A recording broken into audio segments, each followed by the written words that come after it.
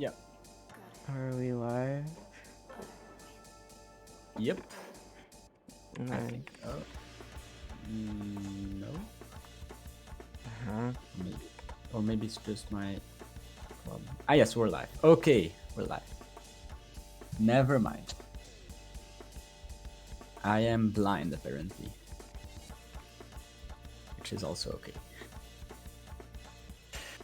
Okay.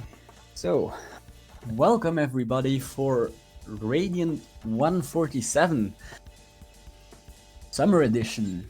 It might be vacation for most of us, but Tetrio is still being played here. And we can directly start with our first match, I think. Limit against M8. Oh, definitely a match to look out for. Filipino number 3 against Filipino number 5. That's a banger.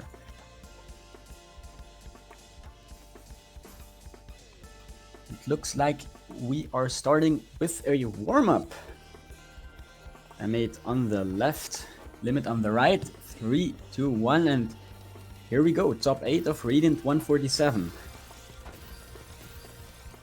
M8 starting with the extended SDPC.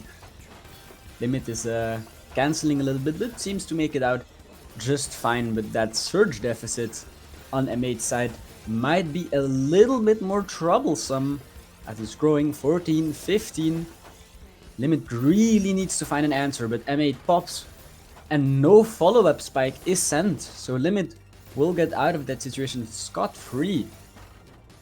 Send some attacks, but not able to put M8 in any danger whatsoever. And now it's Limit at the top of the board, needs to find the skim, and the O-piece misdrop will seal the deal. That's a quick warm-up for M8, who takes it without any issues. No, not too much issues. And now the real match is about to start. Good luck, have fun to both players, and here we go. Limit going with the C-spin this time into the double T-spin setup. M8 on the other hand is just going with the trusty extended SDPC spin and gets an opening win. Limit hesitating a little bit too much at the top. That's not something you want to do, especially not against extended SDPC. It's such a strong opener, so it really forces a reaction out of you. And Limit just, yeah, a little bit too much hesitation. But there's still a long way to go until those 11 points are reached. So lots of time to adapt. Now, M8 forced to pop the surge after some suboptimal stacking. But Limit does not look to take advantage of the situation. That STSD was very greedy on Limit's part and is now stuck at the top. But it's Limit, so he gets down without any issues. M8 had some misdrops to work through, so no punish on their end. As the neutral shifts a little bit around. M8 gets the breakaway with the 13 surge lead. Now really needs to hold on to that to try and take a win. Limit stuck. Skimming and skimming. There's no attacks, no defense being built up. That's not something you want to do, especially with such a big surge deficit. 27. M8 really doing their best to keep that surge alive. And it's now reached 30. That's a pop. 38 spike from M8. Limit finds some nice down stacks, but it's not enough. The board was not prepared to handle such an attack. But I mean, let's be honest, who is prepared to receive a 38 spike? I don't see many players being prepared for that. Limit with the fairy cannon.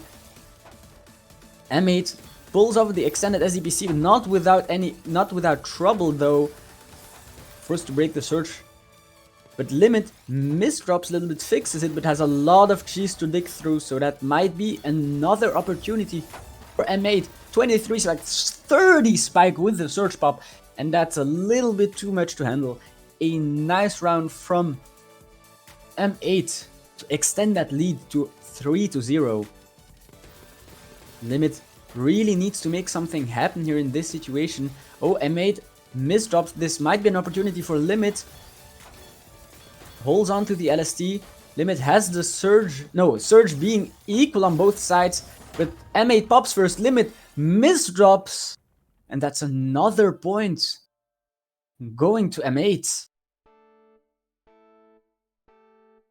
I thought this was going to be a very close battle between these two players, but M8 has just been running away with the match so far. Limit struggling to find answers, misdropping at the most inconvenient of opportunities, and is really not able to find a footing in this match. And again, M8 with the Surge pop, and Limit misdrops the eyepiece. That's a very unfortunate one. Limit had the easiest survival. Limit had a way out, but that eyepiece misdrop sealed the deal, prevented any survival. That's a very unfortunate one. Limit with the PC will catch M8 off guard. One of the weaknesses of extended SDPC spin is that you are vulnerable to a larger spike. So Limit denies the sweep, but there's still a lot of work to do. Double LST matchup. So far, M8 was the one who was able to win those open rounds, and it looks like it will happen again. Oh, Limit, some rough misdrops, and there's no surviving that situation. M8 immediately bounces back with another round win to extend the lead, to keep it at 5 points. Limit takes the PC, but it's M8 who is going for the extended SDPC once again, waiting. Both players waiting. Limit sends first. Might be not the best of ideas. Is able to survive though. Barely hanging on. But that's no defense there. No down stack. The pieces were not kind. The bag was not good. And that's another point for M8. Who is slowly but surely starting to approach at 11 points. Those coveted 11 points to move on to winners finals. M8 this time going with the all spin, very interesting. Limit breaks the Surge, that's a 19 spike, but M8 has the defense ready. That Surge he had prepared was enough to take care of it, and now it's M8 who is going on the offensive. Limit finds the down stack, is out of that dangerous situation, builds up a fractal, very ambitious setup, and pulls it off, but it doesn't do very much damage. M8 still holds onto that Surge lead, and it's now looking to grow it. Oh, there's some tomfoolery with the DOS, with the SRS, and that's a lot of hesitations from M8. M8 tried to preserve that Surge with the alt spin, but fumbled on the SRS. That's something that happens to even the best of us, and that will cost M8 another round. But he has a lot of room for error. I mean, a 7-2 lead. You can really allow yourself to make such a mistakes because the lead is just that big. M8 pops the Surge, finds no kill, and Limit will get down after some scare with the SRS again. Players taking turn apparently with the SRS. Limit timing, that's a very nice timing, but there's some cheese on the board, might not be very helpful. M8 push to the top. Limit needs to find an attack, but Limit is not able to apply enough pressure in time, and M8 will get out, but not this time. Limit finds a nice down stack, finds a nice attack to close off that round and take a 3rd point. You say it's better late than never. Limit is looking to make a small comeback here in this round and finds a Surge lead. M8 had some misdrops, so Limit, it's on him to win that round, and indeed he does. 236 APM, 4.6 PPS. That's a clean round win if I've ever seen one. Takes a 4th point and reduces that lead, but that misdrop from Limit might not be very good. M8 with the extended SDPC. Limit needs to find some answers. Has a nice wall to counterattack with 28 spike, and it cancels out all of M8's advantage. Neutral situation once again. Limit pops the surge, looks to put some cheese onto M8's board, manages to. M8 pops the surge defensively, but Limit receives no cheese. Limit misdrops! Fixes it very nicely, but that might give M8 the time to get out of that situation. It's looking very dangerous for M8. And there's no surviving. And Limit is coming back into this round, slowly but surely clawing and climbing out of that deficit he was put in the first place. LST against SDPC. Limit messes up. And there's the counter spike from M8. And M8 has stopped the bleeding. Wins a round again after what feels like a very long streak of Limit wins. And is now only 3 points away from advancing to the winners finals. Limit again going with the LST, and M8 had some misdrops at the top of the board. So the gap stays at 2 points. 2 small rounds separate these two contenders as we are approaching the final moments of this match. We could see a tiebreaker, but we could also see M8 running away with the match at any point. M8 definitely does their best. Limit in a lot of danger. It finds a down stack. Limit has downstacked out of the first blow, but the follow-up spike, the surge pop by M8 might be a little bit too much, and those attacks are piling on. A 204 APM round win by M8. Even Limit acknowledges. Oh no, it's 9-6. That's why they're saying nice. Okay, M8 again with the extended SDPC pulls it off. Limit has some trouble with the stacking.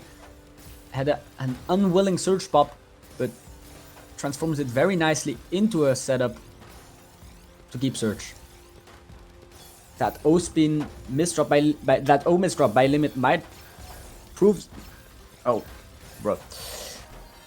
Oh, M8 puts himself onto match point. No surge pop needed here, and it's 10-6. The situation is very dire for Limit here, who is not allowed to make a single mistake now. There comes the extended SDPC spin. Limit tries to align some attacks to defend himself with, and survives the initial blow, breaks the surge. M8 put into a lot of trouble. There might be no out here. Limit gets another round win and inches closer and closer towards that tiebreaker. But those 3 points that separate him look and feel like a huge amount.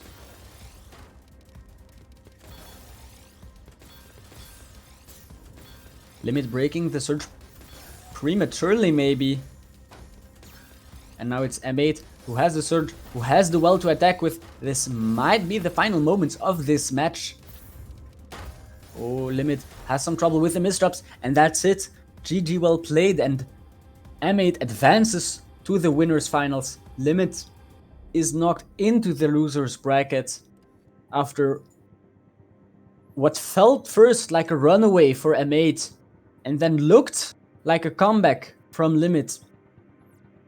But in the end, M8 prevailed, and Limit is now knocked into the losers bracket.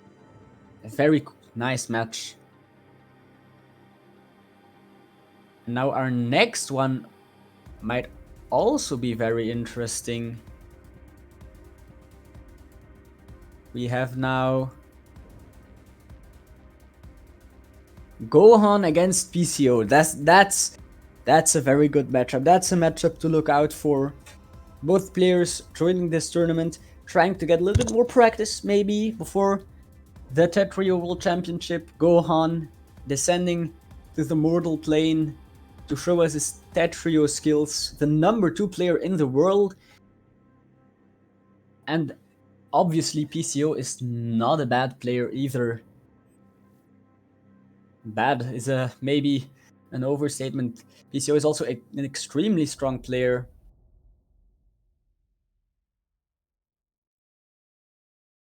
But he will have an uphill battle against Gohan, who is sitting on top of the Tetra League leaderboard. So PCO top 50, Gohan top 1 obviously. I really want the close match between these two, but I feel like Gohan might run away with this match. I mean, given how he has played in the previous Radiant tournaments, yeah, given how he has played in previous tournaments. But we never know. Gohan is a player who can play incredibly well, defeating Diao in the Galactic Champions League, but he can also int very badly. Sometimes a lot of issues with the misdrops, and if Gohan misdrops a little bit too much and PCO has a good day, then it could happen, but that's only a small window, that's a small hope. But that's what the PCO will have to live on.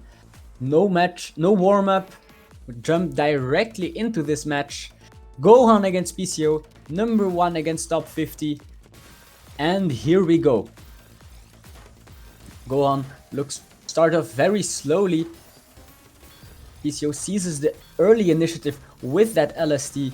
Now looks to extend his surge lead even further. That's an 8 surge, 9-10. Continues the LST very well. Gohan now also has a small surge to defend himself with. And that's some Gohan efficiency. Immediately pushes PCO to the top. PCO forced to break the surge defensively. That might not be enough. Gohan with the interesting stacking at the top. And oh, that Picasso moment was almost failed to him. And Gohan misdrops. PCO has an opportunity to take that win. Hesitating, and the window has already closed. The opportunity has passed, and Gohan is now in a safe position again. Gohan a little bit of macro gameplay, timing, finds a surge preservation, pops it, 41 spike, and well, there's no surviving there. Gohan takes a first point despite playing extremely slowly for Gohan standards. Now PCO really needs to ask himself what did he do wrong in that round, because PCO had the LST, had the offensive stack, but Gohan just upon finding an opportunity immediately seized it and forced the surge pop from PCO, and then PCO didn't really find another opportunity till those misdrops, but then again Gohan was so quick at fixing them that it didn't really look like he was in danger whatsoever. PCO now has done a nice job digging through that cheese. Is slowing down even more to find that efficiency he needs, but that might be a double-edged sword, as Gohan has now, with a 29 spike, forces the surge pop and puts a little bit of cheese on PCO's board. Now PCO is an expert at dealing with cheese. Look at that all-spin combo from PCO, very nice. Not able to find the surge preservation, but that was very nice. Very aesthetic. Oh, Gohan, a little bit of misdrops. Not able to use that stack to its fullest potential. But PCO is not able to do it either. PCO, a very greedy moment, which might backfire, but he finds the attacks in the nick of time. But no surge preservation on either side, no surge build actually, and it's Gohan who falls first. That STSD build at the top of the board was a little bit too greedy. That one Mino that covered the spawning gap, the spawn box, cost him that round. And PCO will equalize it, but it's still too early to pronounce any verdict for the match. Oh, Gohan, some misdrop issues at the top, and PCO will take that round with a moderate 160 APM. Obviously moderate for, I mean, players of these calibers. I would only dream of getting so much APM. Oh, but PCO now misdrops. That's something I definitely do not dream for. And Gohan has the punish ready, has the spike ready, and equalizes instantly. Into this 5th round. Gohan again with the MS2, that's his main opener, those TDs. It's what has given him what he has used all along. And oh, PCO has a very interesting, unusual, or unfortunate death at the top, however you want to call it. PCO had the spike ready, but when he accepted the garbage, it again covered that spawn box, and that's really a round he normally shouldn't have lost. Now the misdrops, PCO, maybe the nerves are getting into his head, and Gohan now claims the early lead, and it's going to be extra hard work for PCO if he wants to claim that lead back. Really needs to fix his mental, not misdrop, but we'll see how it goes, because Gohan has now fired up. Has this early surge lead, that's a tense surge, and PCO again too slow with the answers. PCO had the attacks ready, had the attack lined up, that TSD quad could have saved them, but the execution was not fast enough, and the punish came way too quickly from Gohan. Washing machine from PCO, but that's a misdrop and will cost him another round win.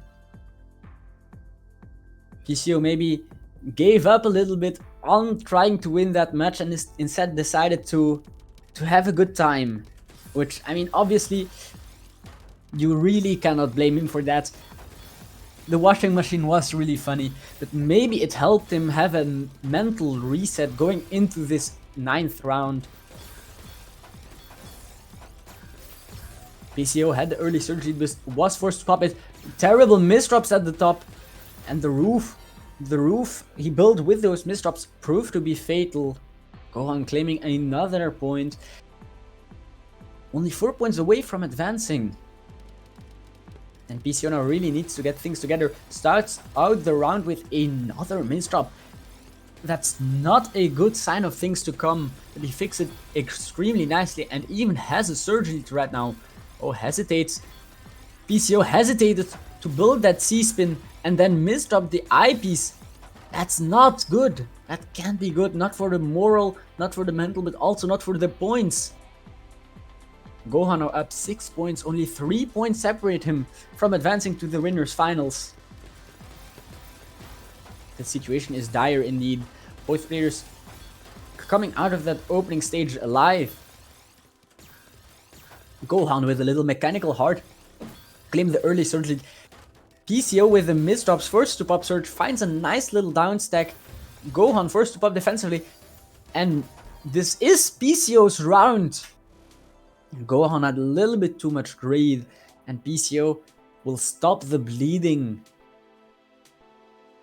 The bleeding has been stopped. A point has been taken, but the situation is still as grim as ever. That 5-point lead is looking mighty scary for PCO.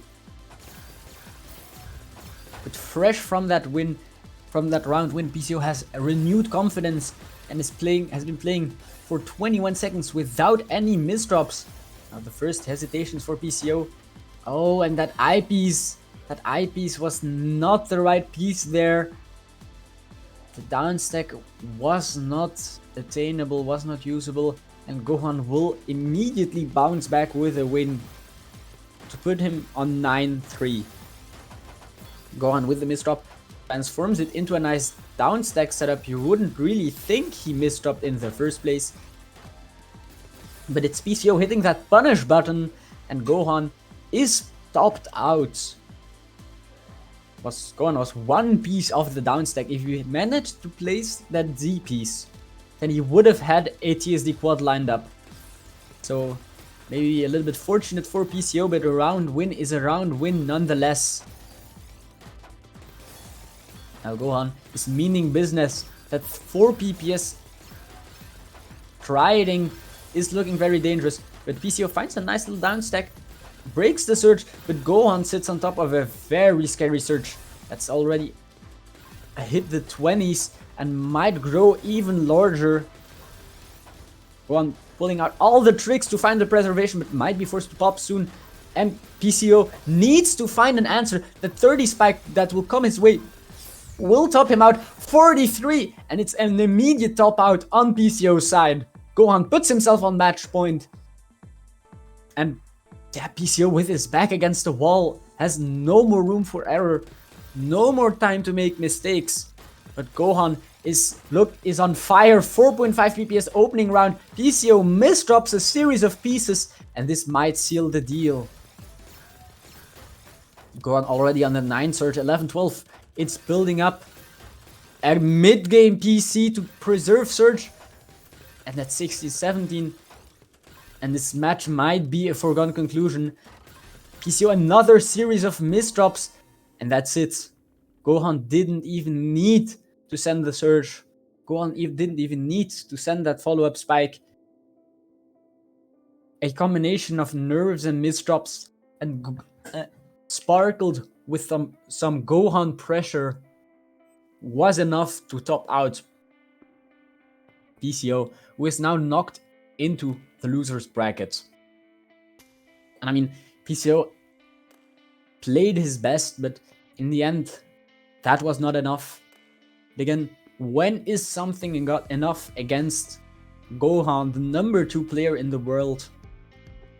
One of the 2 players actually who has managed to beat Diao since the Tetrio World Championship circuit started. Against such a player, it feels like nothing is enough. But now we switch to our next match between another 2 Japanese players, Nuggets against Ashibara. Both very capable players. Nugget is the X rank, not X plus, and I believe he's even the last X rank player left in this tournament. Now he isn't really far off X plus, to be fair. But it's really funny that he's still the last X rank player in the tournament. And Nugget really needs those points, as he is hopelessly trailing behind in the Tetrio World Championship circuit. So he's in dire need of points for Nugget. Ashibara, on the other hand, has already gotten that invite, has already secured his place in the Tetrio World Championship circuit. And so for Ashibara, it's more playing for fun and improving a little bit, because no practice is enough if you want to prepare for the most stacked Tetrio tournament of all time. And it looks like we'll have a warm-up. Depends on Ashibara. Nugget doesn't really care. So we won't have any warm-up. Players already on fire this round. And we immediately start. Nugget on the left, Ashibara on the right. This is our first match of losers, top 8. Good luck, have fun, and here we go. Fairy Cannon against PC No. Ashibara trying to push that efficiency with 2.2 PPS. That's... Hey, I can also play at that speed, but sadly not at that efficiency. Nugget sets up the STSD, forced to break Surge due to some small mishaps in his stack. And he is not able to top Ashibara out. Ashibara will survive that interaction in slow motion as he gets down to the bottom of his board, but still has a little bit of cheese to dig through, so Nugget could still get an advantage out of that situation. It's all up to him. Finds the cut copy into a 24th pack, and that's another batch of cheese served to Ashibara. And that pressure might be enough. It is enough. Nugget takes the first round win. Definitely very interesting, but there's still a long way to go. And Ashibara has all the time in the world to bounce back. But an upset would be funny. It would be funny. Now, to be fair, Nugget is more of a tournament player, so he has had very good tournament performances before that are way above his Tetra League ranking. And see that downstack? Catching Ashibara off guard, finds the 2-0. What can I say? That's some very nice gameplay. And Nugget claims the early lead. Now we'll have to see if he's able to cling onto that lead and to keep it.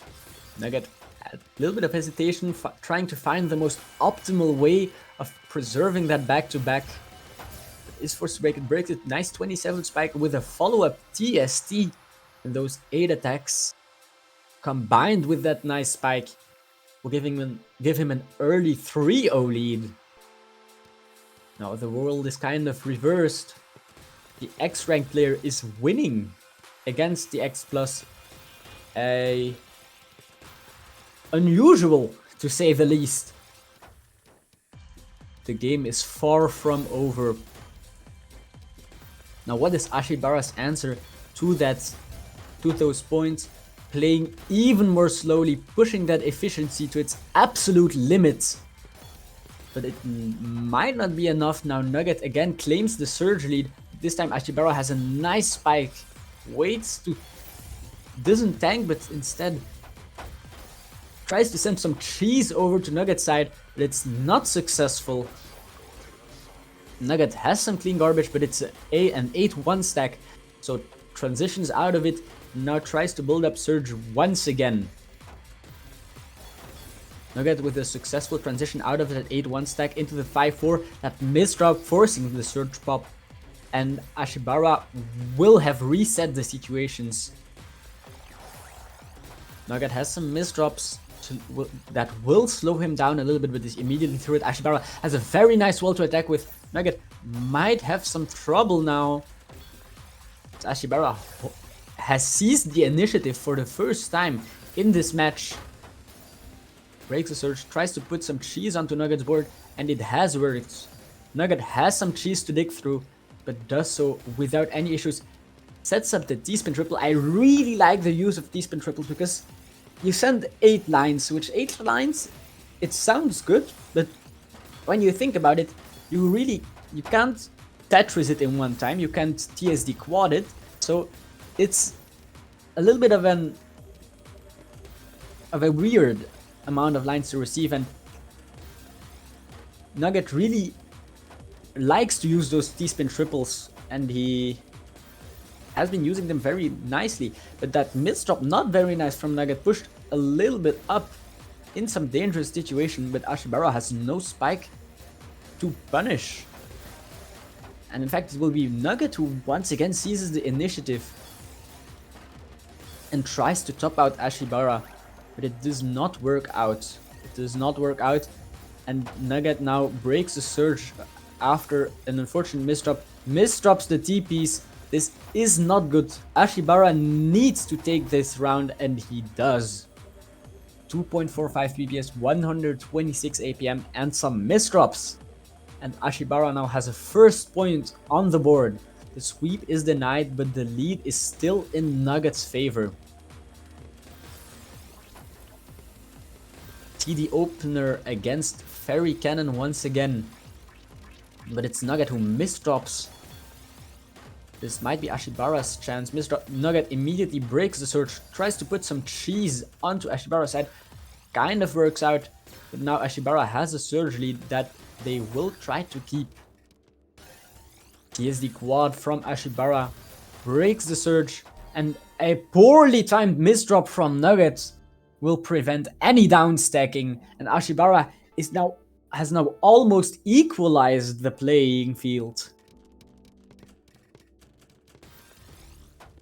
SDPC comes out from Ashibara. The stick spin variation is chosen, and Ashibara will claim the early surge lead. Nugget has to find some answers, has to find some defense, as the 28 spike is coming his way and a lot of cheese is on his board. Ashibara takes the opportunity to rebuild a surge lead.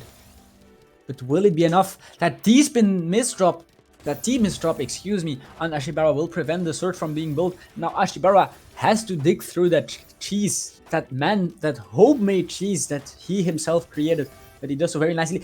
Finds the multiplier downstack, decides to wait to cancel instead of tanking. Very nice garbage awareness from Ashibara, but will it be enough to turn the tides? And it will.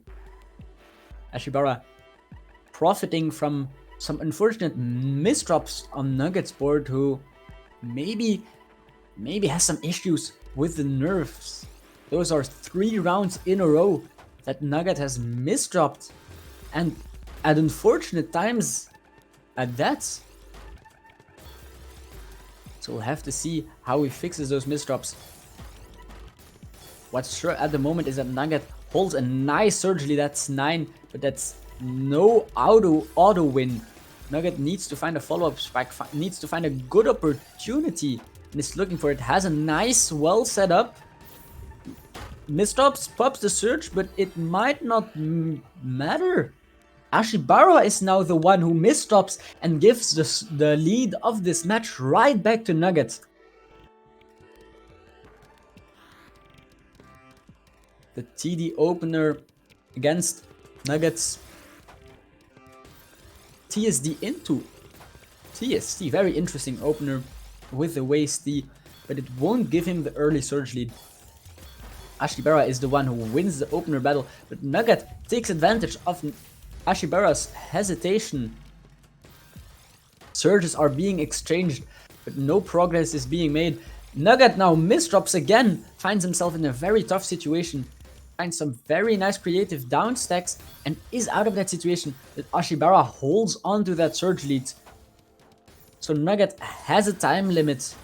Nugget has a Damocles sword hanging above his head, and it takes the form of that 11 surge that is growing slowly but surely and taking some very worrisome dimensions.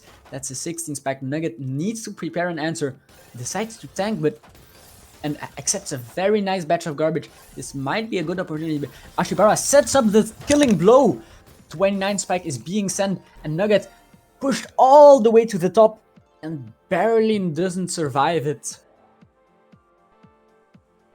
Nugget tried his best, but the pieces did not cooperate, and Ashibara will equalize the playing field once again.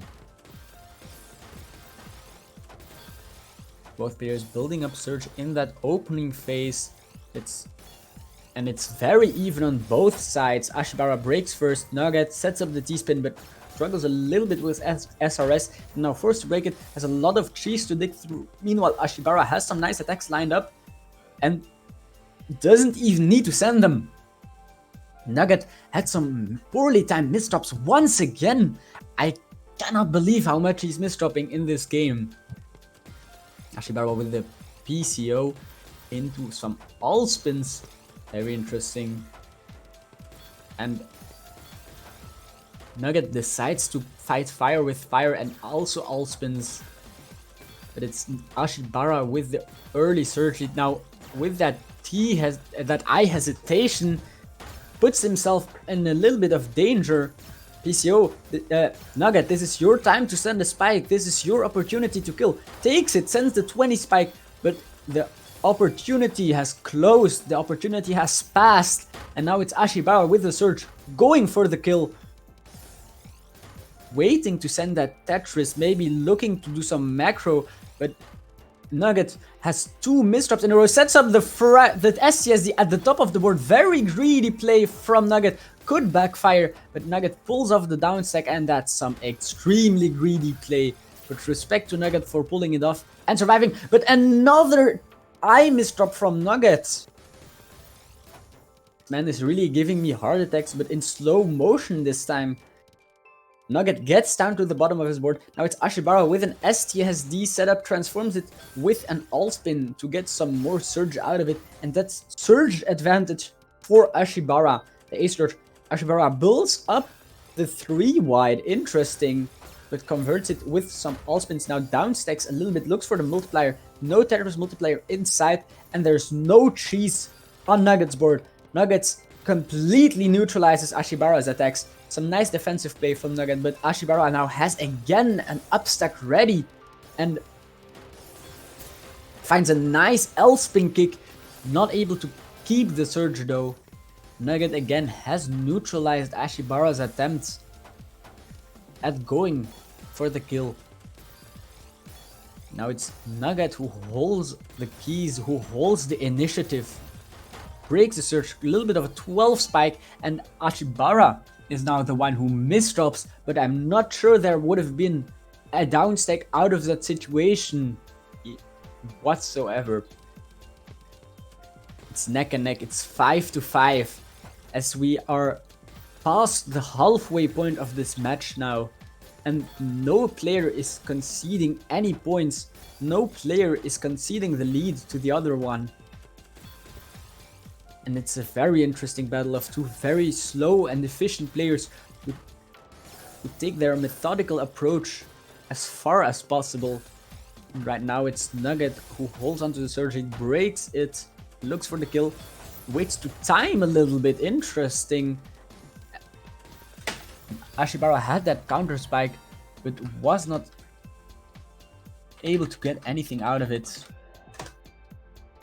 But does find the kill finally and claims the lead once again. Some nice stuff from Ashibara, who is slowly but surely turning this match around. Nugget held the early surge lead. Nugget held the early point lead, but Ashibara has made a very strong showing in this match in the later rounds and has managed to claw back from a 3-0 deficit and has the lead now. Now, will he be able to keep it, or will Nugget strike back? This is one of those crucial rounds. Nugget has to win to prevent Ashibara from running away with the lead. Ashibara has to win to close out the opportunity for an upset. So both players really need to win, and it's Nugget who has the initiative. Ashibara has no clear. The double Z piece will prevent any surge pop, and Nugget claims the lead back. Only 5 points for either player remain. This is now a first to 5, and the players are still neck and neck. No player is able to find a breakaway. No player is able to run away to build up a lead. But now it's Nugget who has the momentum, fresh off a nice round win. And looks again with that surge 21 spike, looks for the kill, but Ashibara has a nice defense lined up. Ashibara though pushed into some difficulties, barely finds the down stack and is out of it. Nugget cheesed up a little bit too much, not able to go all in on those attacks. Needs to think of his board state, which is very understandable. Nugget tanks some clean. This is a nice opportunity. Ashibara has some nice attacks lined up. Popping the surge from Ashibara.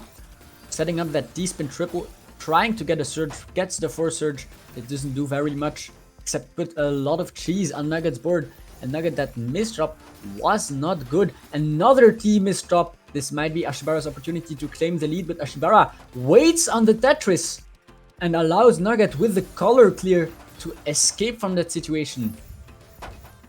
This is an absolute slugfest. Both players stuck in the swamp of cheese, not able to build any strong attacks out of it. Ashibara now goes for the attack, but immediately downstacks. Safety first is their policy, and it's a very wise one at that. But now the cheesy garbage has gone away. Nugget has a lot of clean to work with and a little surge lead. Ashibara first to pop defensively, and Nugget immediately releases afterwards that 27 spike, followed up by another 11 spike, and Nugget claims the lead. This far into the set, it's 7-6, but that lead is small, but the effect on the mental is large.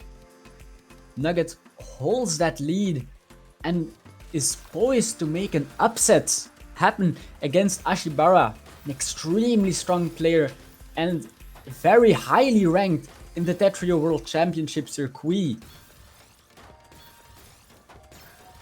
But Nugget, under the pressure, fumbles the lead. It's tied up once again, 7-7. Only 4 matches remain, and it's still neck and neck. It's still even. No player is able to get the lead. At this rate, we might see a tiebreaker, which would be very exciting, definitely. Ashibara now decides to speed up a little bit, goes for that LSD, transitions into 9-0. But it's Nugget with the surge lead, breaks it at 15, a poorly timed misdrop. Ashibara is able to keep onto that surge lead. This is a big moment for Ashibara. This is a huge opportunity for Ashibara. Oh, but Ashibara forced to break defensively, went a little bit too aggressive on the surge, and now it's Nugget, the return to sender. Achievement complete, Nugget claims the lead once again. And after an extended period of Ashibara looking to fight for the breakaway, now it's Ashibara forced on the defensive, forced to catch up to Nugget, who has caught on, whose engine has turned on, who has mitigated his misdrops, and is now looking for that 2-point win to put himself on 9 points. Oh, that's already a very great job. That 9 surge is looking very strong. Ashibara finds some nice defensive resources to prevent the advantage situation from getting out of control. Nugget has some clean garbage received, but sends some to Ashibara and misdrops now again. Nugget, this is not good. You have the lead and now you misdrop. The nerves are apparent, and it's Ashibara who seizes the opportunity, who seizes the initiative with that 9 surge. Now again, will they be able to keep the lead this time? The surge lead is growing ever larger. Greeds for that. Oh, Ashibara really greeds for it. Gets this. Oh, Ashibara pulls off the surge preservation and now has 20. The greed paid off. And now Ashibara pops the surge, has the 17th follow-up spike, gets the kill, and it's 8-8. Ladies and gentlemen, it's neck and neck, and only 3 points separate both of these players from moving on. Only 3 points. One best of 5. It's incredible. Both players neck and neck. And Ashibara, that surge greed, that surge preservation, finally paying off. Respect to have the nerves to go for that. That was extremely risky, extremely ambitious, but it worked out.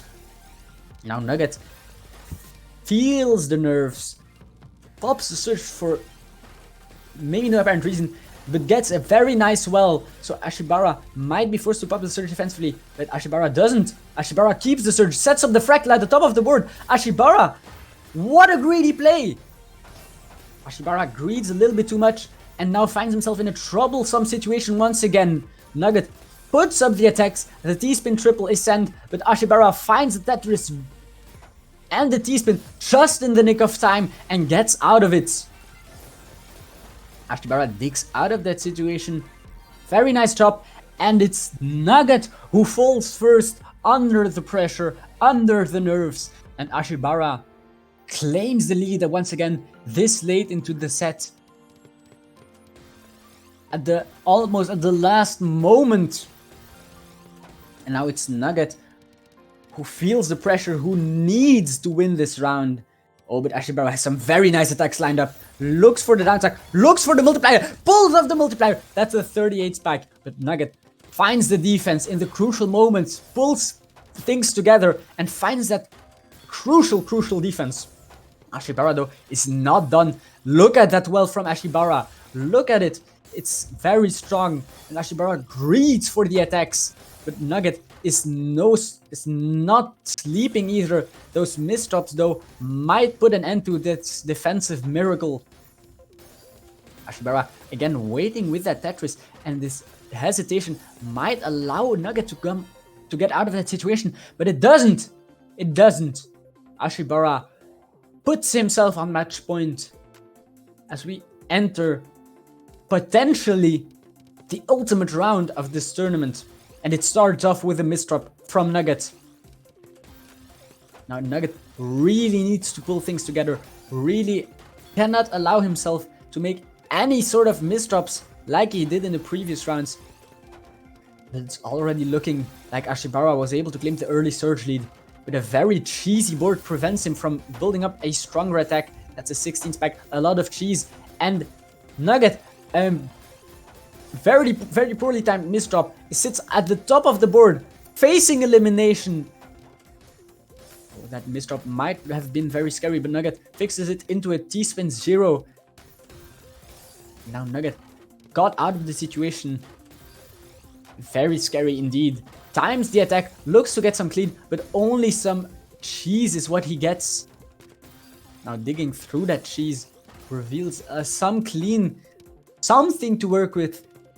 Nuggets really needs something, but not a misdrop, but it's what he gets. And it allows Ashibara to fix the misdrop he had of his own.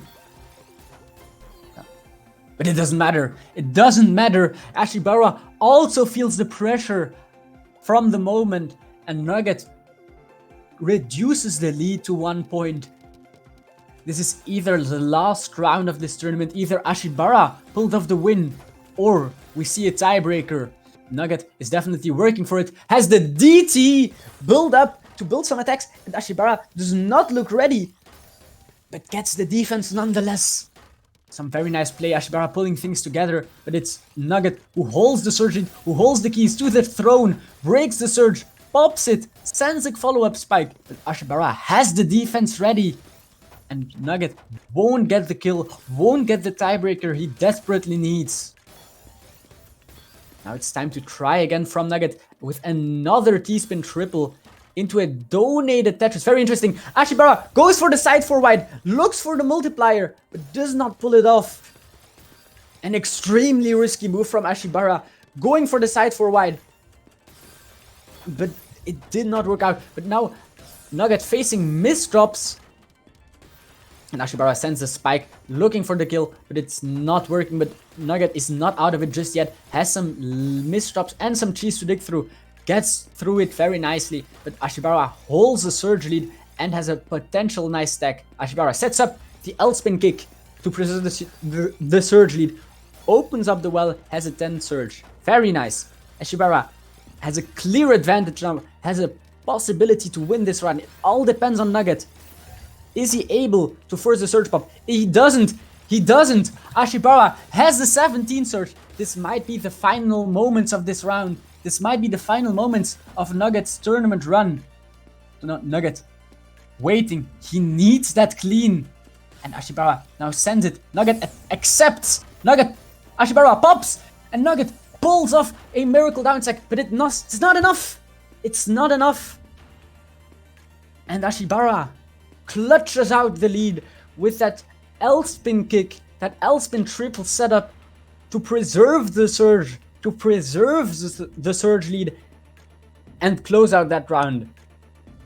Extremely well played by Ashibara, who in the crucial moments pulls things together and goes for some greedy setups. You won't say greedy, but very ambitious setups, which allowed him to close out those rounds. And Nugget had an extremely strong showing, bringing it all the way to 10-9. But after 20 hard-fought rounds, Ashibara wins and will move on in the losers bracket. But we have one more matchup of losers top 8, one more game between two players to decide who will move on and who will be eliminated. We have Nara, the last X-ranked player remaining in this tournament, against Agar, the #1 Spanish player. Very interesting, very interesting. And Agar has been on an improvement lately from top 170 season 1 finish to top 80 almost in season 2.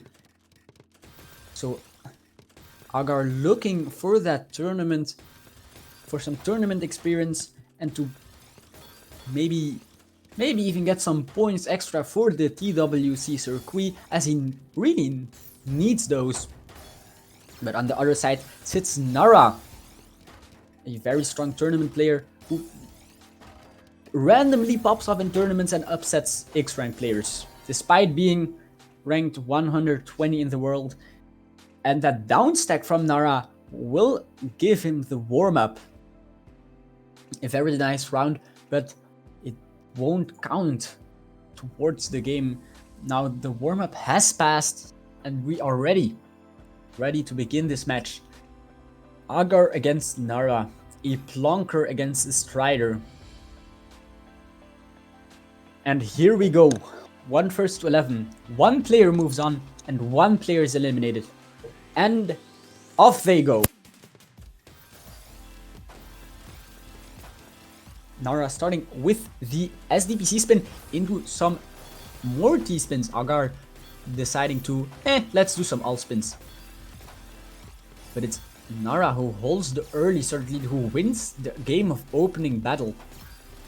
Now, breaks the surge, puts some cheese, and overwhelms Agar. Nara really using that speed advantage to its fullest. We saw in the warm-up that Agar played at 2.6 PPS, and their Tetra League average is not much higher. Meanwhile, Nara is a very fast player. Now their Tetra League average is already at 3 PPS, but we see their tournament here. In tournaments, they play way faster. But those misdrops, Nara in a little bit of difficulty. Agar looking for that killing blow. Nara looking to stride out of that situation. But after a long agony at the top of the board, Agar finds the killing blow and equalizes at 1-1. Now what's also interesting in this is that Agar does not use 0 ARR. So you see his pieces move left and right. It's always very fun to see. And holds onto that surge lead. 10 surge lead, pops it, looks for the kill. And Nara, one piece of those eyepieces, had the double eyepiecing queue, had the survival, so close, yet so far. And Agar claims the early lead into this match. Now it obviously still way too early to determine a winner just yet. But that early surge lead does force Nara to rethink their approach maybe. Agar finding some really nice creative uses to counter the stride, but it's Nara who doubles down on the stride playstyle and overwhelms Agar with that spike. Now it's again 2-2, and Agar going again with the alt spins and Nara again with the SDPC spin with the same follow-up actually. Breaks the surge, tries to put some cheese onto Agar's board, and it kind of works, but Agar sits on top of a nice surge lead. That's a 21 spike. Nara pushed all the way through the top, needs to find those skims, and the eyepiece misdrop at the top of the board. A very unfortunate one indeed, giving Agar the lead. Now that's really unfortunate for Nara, but he cannot allow himself to let that misdrop get into his head. Needs to keep calm, needs to be collected. He is fighting an uphill battle, fighting for an upset, so he needs to keep cool. Nara pops the surge second, puts cheese onto Agar's board. Both players cheesed up, but it's Nara who goes through it first. Except Nevermind just builds on top of that. Agar is not able to build up a surge just yet, but finds some very nice usage of the pieces to pull off the downstack. Very well played from Agar. And Nara misses the T-spin setup, or maybe decides to not go for it as it's a more safe approach. Nara is down to the bottom of their board, but not able to build up a surge just yet. It's Agar who holds onto that surge lead, and it's a 9 surge lead already. Man, with all spins, time really goes by fast. But Agar pops, and Nara gets out of it. No questions, no issues. Oh, Nara reads for that good copy. But Agar was also not in any shape or form ready to accept that spike. So Nara will equalize it with a very greedy play. And it's those greedy plays, those ambitious plays that define Nara and that allow them to pull off upsets against much higher rated opponents. Because when you need to go for the win, you go all in. And Nara now claims the lead with that spike. Some unfortunate mishaps from Agar, and does not have the time to fix them. Nara claims the lead once again.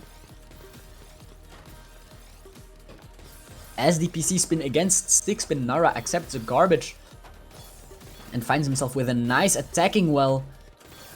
And the surge lead forces the surge pop defensively from Agar. This is a very nice situation for Nara indeed. holds onto the Surge lead.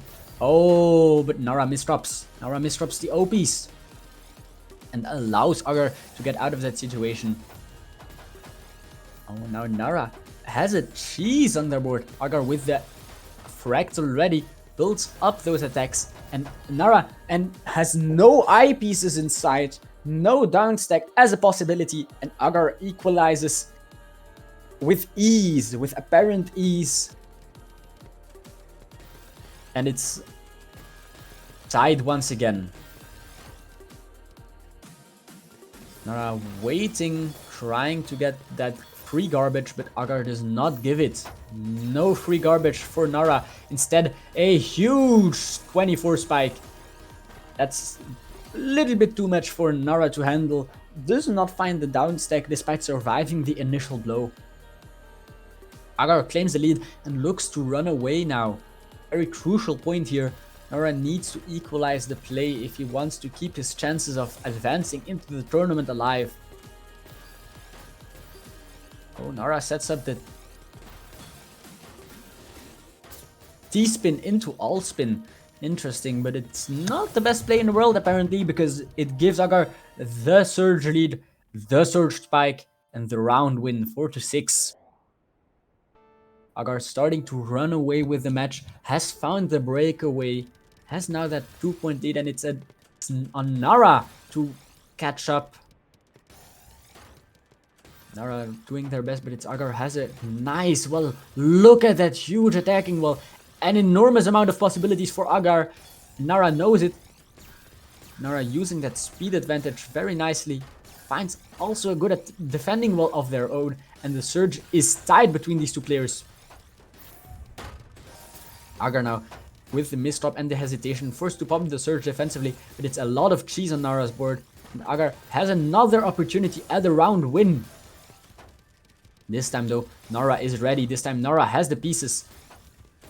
Goes for the T-spin. Breaks the Surge. And that's a round win for Nara. Nara has stopped the bleeding.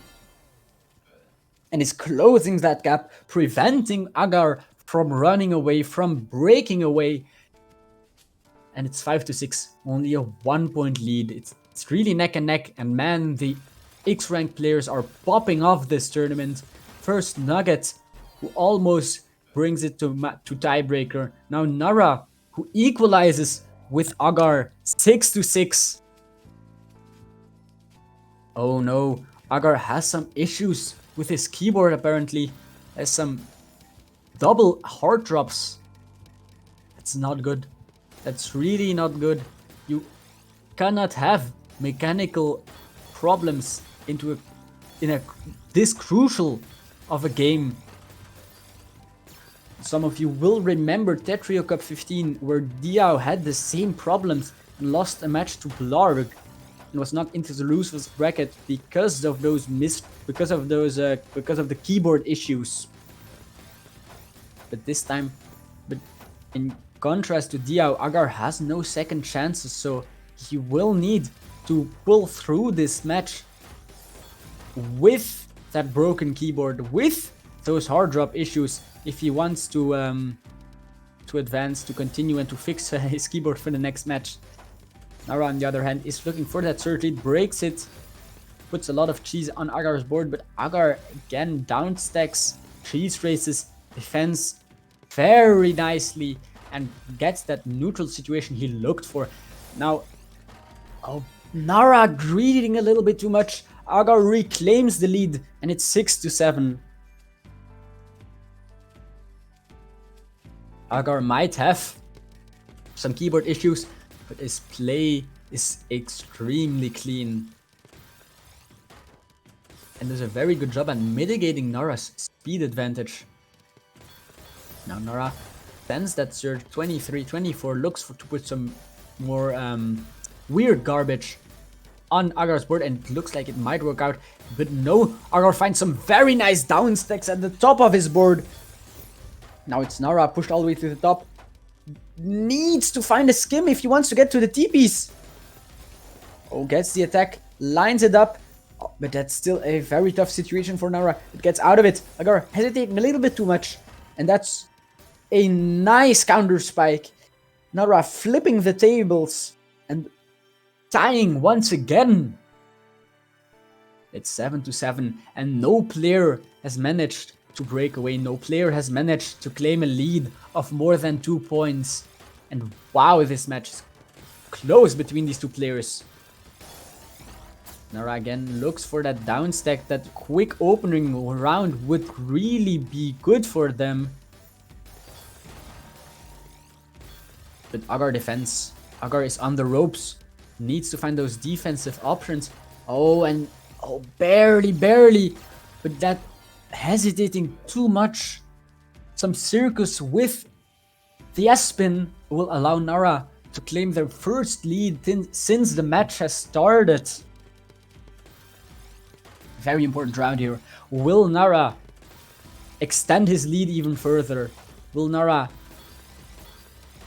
find the breakaway for the upset? Or will Agar come back? Agar striding at 4.6 PPS. Extremely fast, 250 APM with the 40 plus spike to tie things back around. I didn't know Agar could play fast. What? Casually pulls out the 3.5 PPS in the most dire moments. Agar pulls out the speed that he needs to combat Nara's speed. And Nara completely caught off guard by that. Now will Agar revert to his original game plan of slow and steady wins the race? Or does he say no and continue to double down on that speed strat?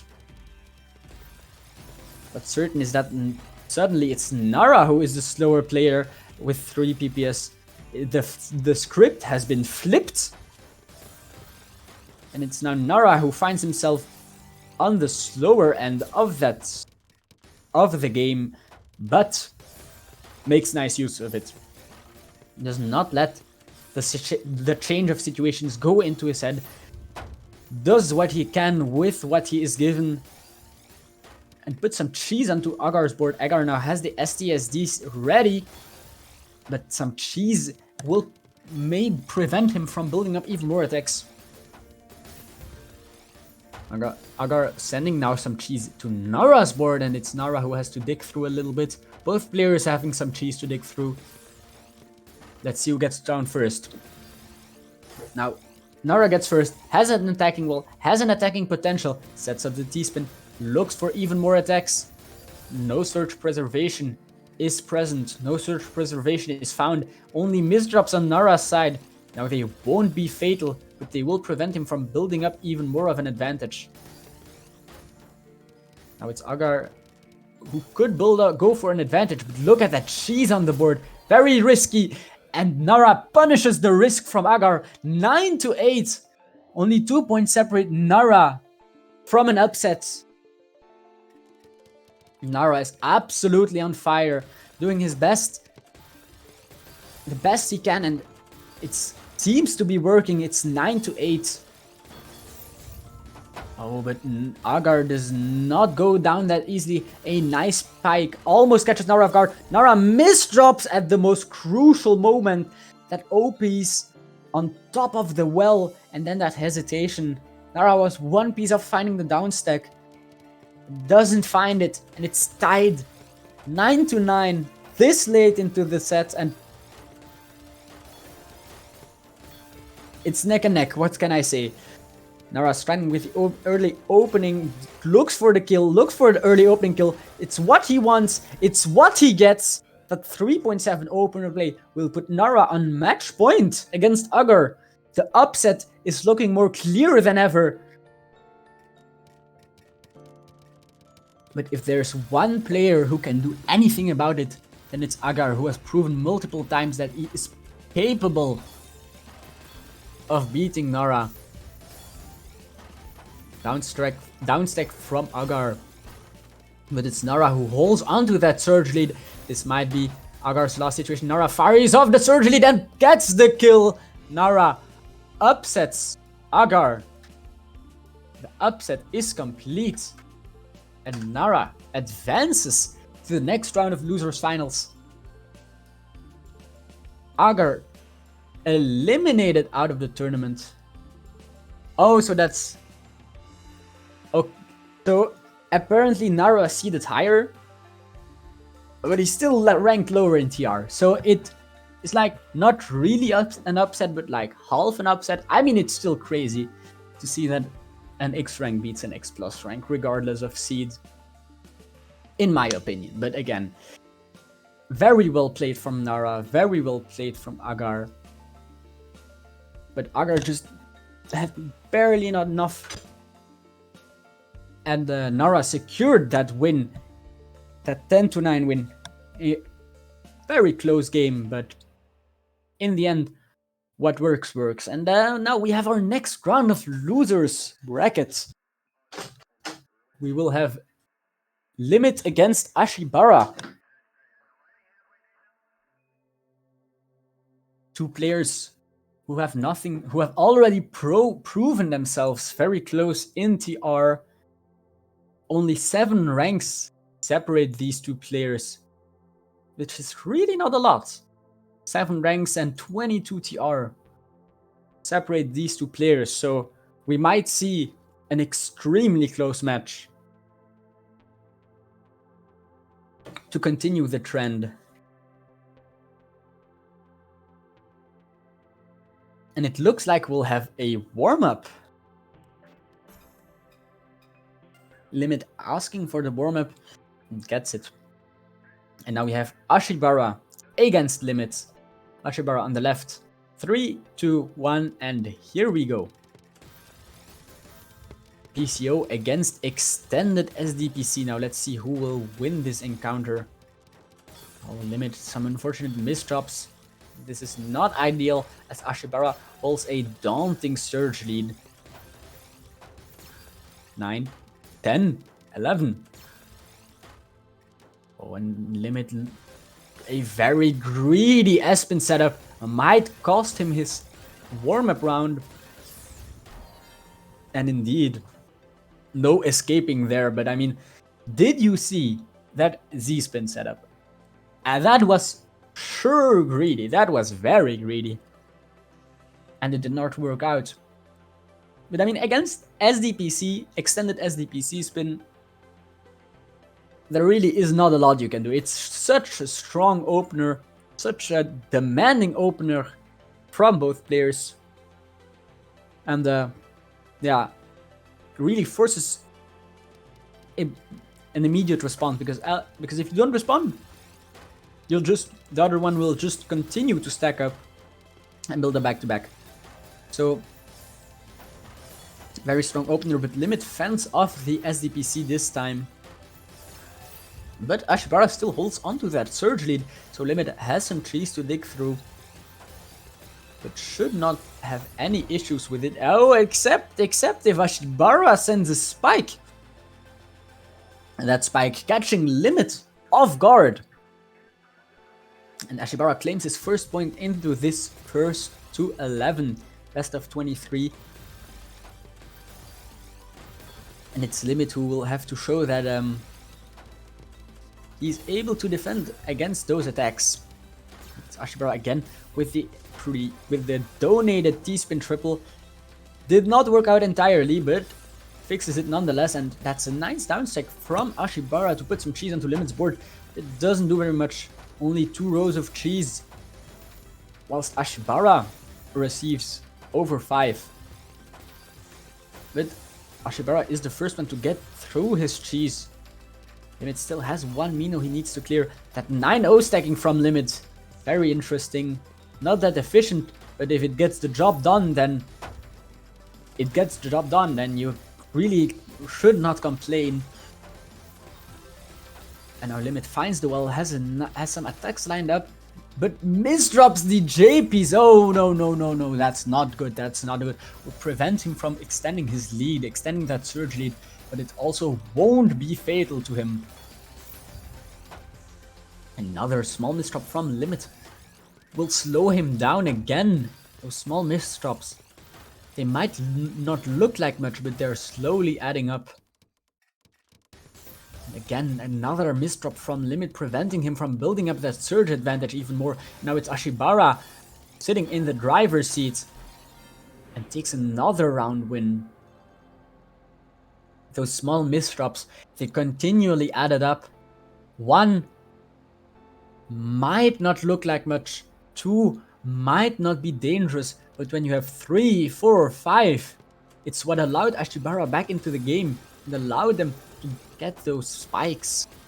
Very unfortunate, so Limit will have to find a way to misdrop less, because that seems to be what is holding him back in this matchup. Ashibara, nice 20 spike, but it does not get the kill. Quick mechanical heart from Ashibara to put some cheese onto Limit's board, and now both players cheesed up. Ashibara gets down through the cheese first, as usual. Limit misdrops also as usual, and that misdrop will allow Ashibara to claim the early surge lead. AI misdrop from Limit will seal the deal on this round. Once again, Limit losing out to misdrops. Limit is really battling his inner demons more than he's fighting Ashibara in this round. Those are 2 rounds and a half he's lost to the misdrops, and you really cannot continue. You cannot misdrop like that against such a strong player as Ashibara. Now Ashibara finds the kill, finds the spike and the kill, and Limit had a difficult situation, had an uphill battle against Ashibara's surge lead, but those misdrops, once again, Limit having trouble dealing with them, and Ashibara claims an early 4-0 lead. Oh, Ashibara with the Trinity setup, very nice. Going for the style points, always appreciated. But it also grants him a surge lead, though there's a lot of cheese on his board. A lot of cheese that needs to be dug through. And Ashibara breaks the surge, gets a nice little spike out of it, and Limit once again. How many misdrops does this man need? How many misdrops? How many rounds has he lost because of them? The answer is too much, and that's a 5-0 lead for Ashibara. And what in theory should be a very close match between 2 seasoned competitors is now a complete runaway in Ashibara's favor. Oh, but Limit though proving that despite his misdrops, he still is a force to be reckoned with. Oh, but Ashibara pulls off the nice counter spike and now has Limit on the ropes. Limit finds the T-spin in the nick of time and the down stack, very nice, but he misses his opportunity to go for the kill. Another spike ready from Limit. The 24 spike might be too much this time. Ashibara barely hanging on and no defense there. Not this time. And Limit will take his first point. The deficit is still at an impressive 4 rounds in favor of Ashibara. But this time it's Ashibara who misdrops first, giving Limit an opportunity to go for the kill. Oh, Ashibara struggling with the SRS, looking for that down stack and finds it. Very nice fixes from Ashibara, who looked like was completely dead in that situation, but finds some very clever fixes and has some very nice usage of the SRS to get the eyepiece over. But there's still a big surge lead to take care of, and it's taken care of very nicely. Limit again with that premature surge lead misses the opportunity at the kill. Incredible. Absolutely incredible. But this time it's Ashibara who falls the surge prematurely, gets some nice attacks out of it, looks for that quick surge. It's at 3, but there's a misdrop from Ashibara. Gets through it though, gets through it, but there's no eyepiece. No eyepiece in the queue, and this might be very dangerous for Ashibara, and indeed, no survival here. No survival, and Limit claims a 2nd point in a row. The comeback is slow, but it might be beginning. Now it's Ashibara again, has this misdrop. It's not as bad as the previous one. Gets even some back-to-back out of it very nicely. But it's Limit who has a lot of misdrops. Limit, what are you doing? Limit had the double TSD build-up, had the floating T-spins ready to attack, ready to send, but then misdrops an unfortunate series of pieces. And the modern art might be appealing to the human eye, but it's not effective on the battlefield. Limit with the DT cannon. Very interesting, gets a 20 spike out of it, but Ashibara does a great job at surviving and retaliating. Now it's a back and forth between the players, but Limit misdrops! Limit misdrops once again, and it will cost him another point, another round, and wow. So many misdrops from Limit. The eyepiece misdrop on top of the well. That's when you really have to put in a lot of effort to fix. And Ashibara just was ready with the spike. Now Limit again, look. Another misdrop. It's another misdrop. This time Ashibara also has one. Looks to have a floating S-spin triple, but it's not. He's not Vince. And that misdrop fix does not work. It's not able to pull it off correctly, and Limit punishes the misdrop this time. Now, this truly appears to be the battle of misdrops. Limit started out strong with a lot of misdrops. Now Ashibara is also catching up with an incredible series of misdrops of his own, and both players now building up surge lead. Might look like Ashibara has to fold first, has to break defensively. This is a good opportunity for Limit, who misdrops. And Ashibara gets out because of that. And this can be added to the long list of opportunities that Limit has missed. Ashibara readied the C-spin for a quick 8 surge. Very nice. Limit put on the defensive, not allowed to make any misdrops now. Pulls off some nice attacks and misdrops, but fixes it.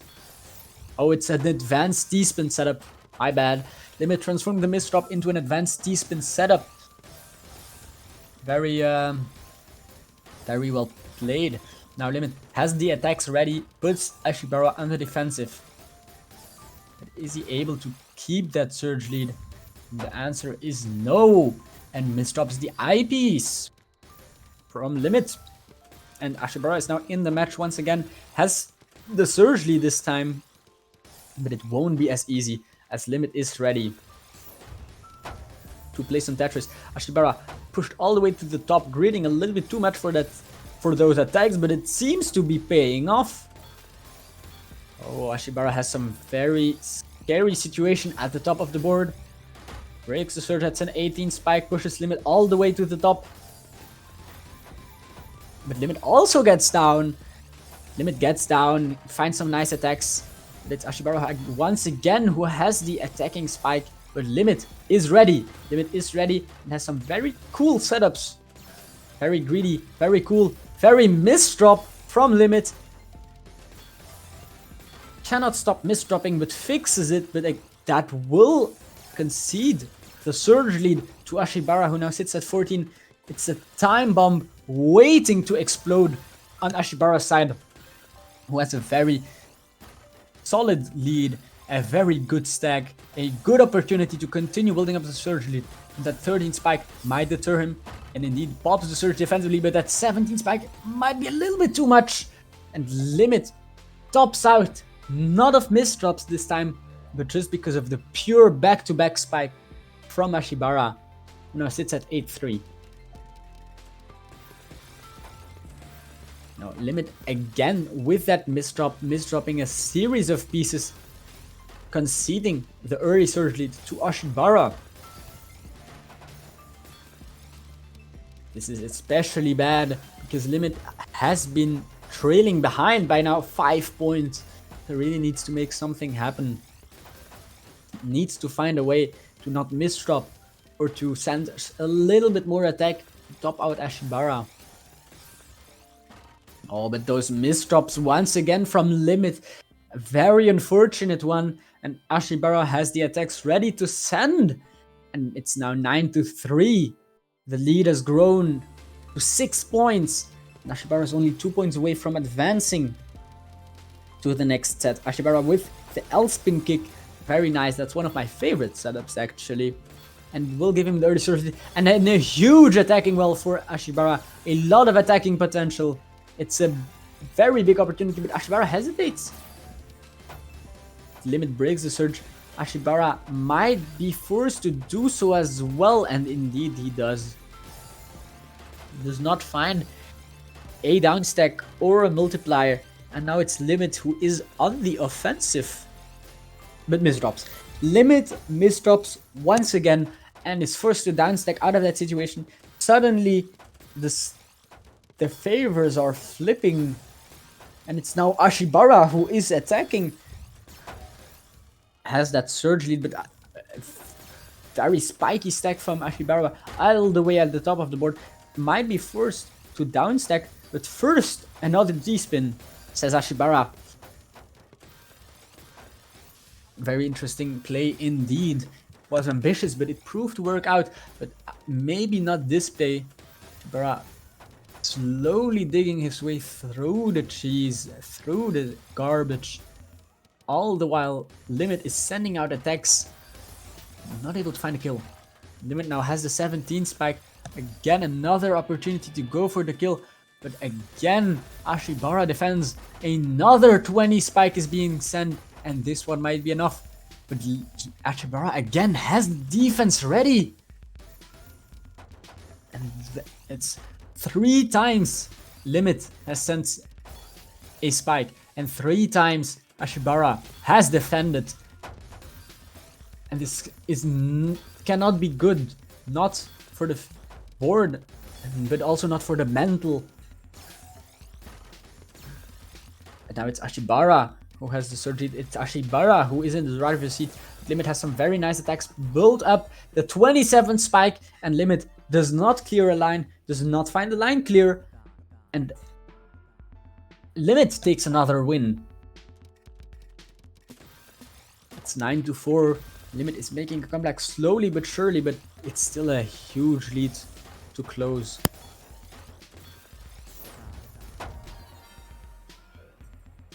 Oh, but Ashibara puts himself on match point, punishes those misplays by Limit.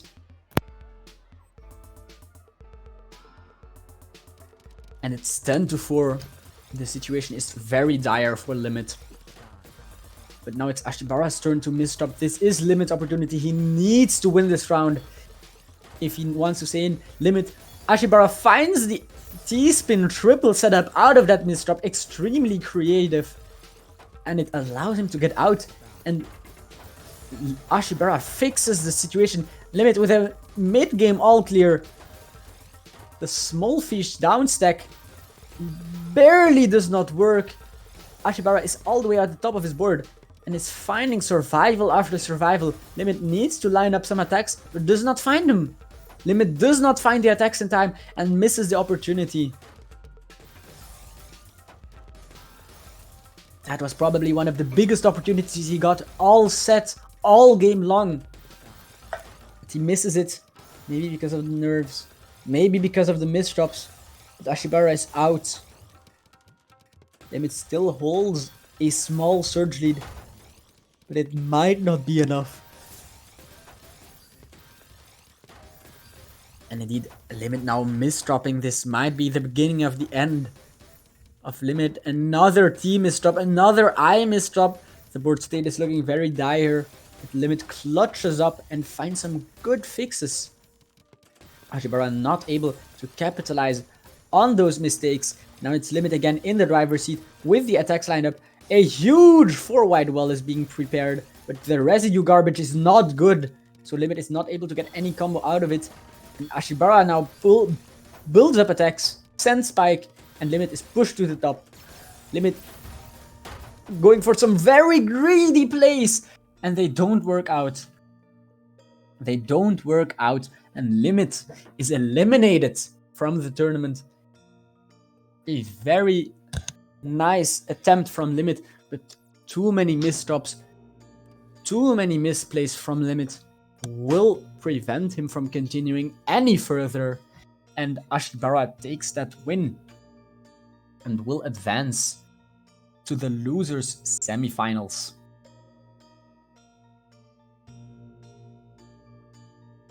And now we have one more set of the losers bracket before we switch again to Gohan against M8. And I'll take the opportunity to go refill my water.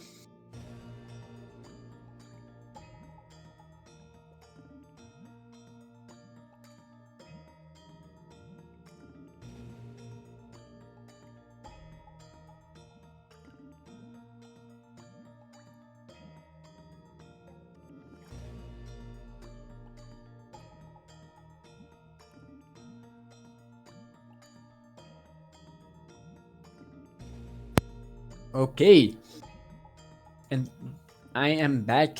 We are still waiting on PCO to show up for our match. Nara against PCO. Definitely very interesting. No, not Nara. Nara against PCO? No, yeah. Nara against PCO. Yeah, Nara against PCO. I was a little bit confused. I thought Nara had lost the round for some reason. I know. So Nara against PCO. Now, this will definitely be an uphill battle for Nara. Now, he was seeded higher than Agar. But this time he fights against PCO, which it will definitely be a very hard fight, but Nara can make anything happen. You know, when you're so consistently inconsistent, you can sometimes, when you high roll, perform extremely well, but sometimes you can absolutely implode and end the match. So we'll have to see which version of Nara we will find in this match against PCO. Will we have the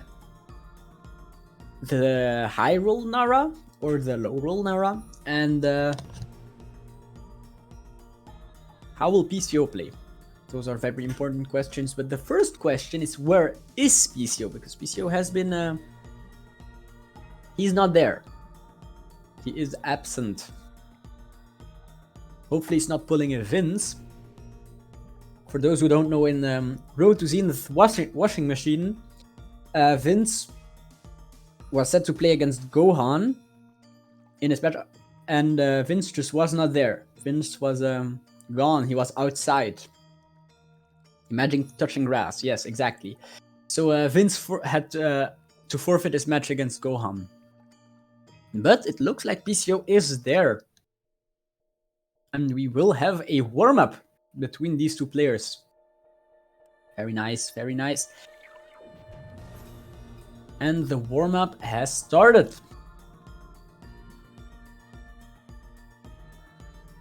Nara against PCO.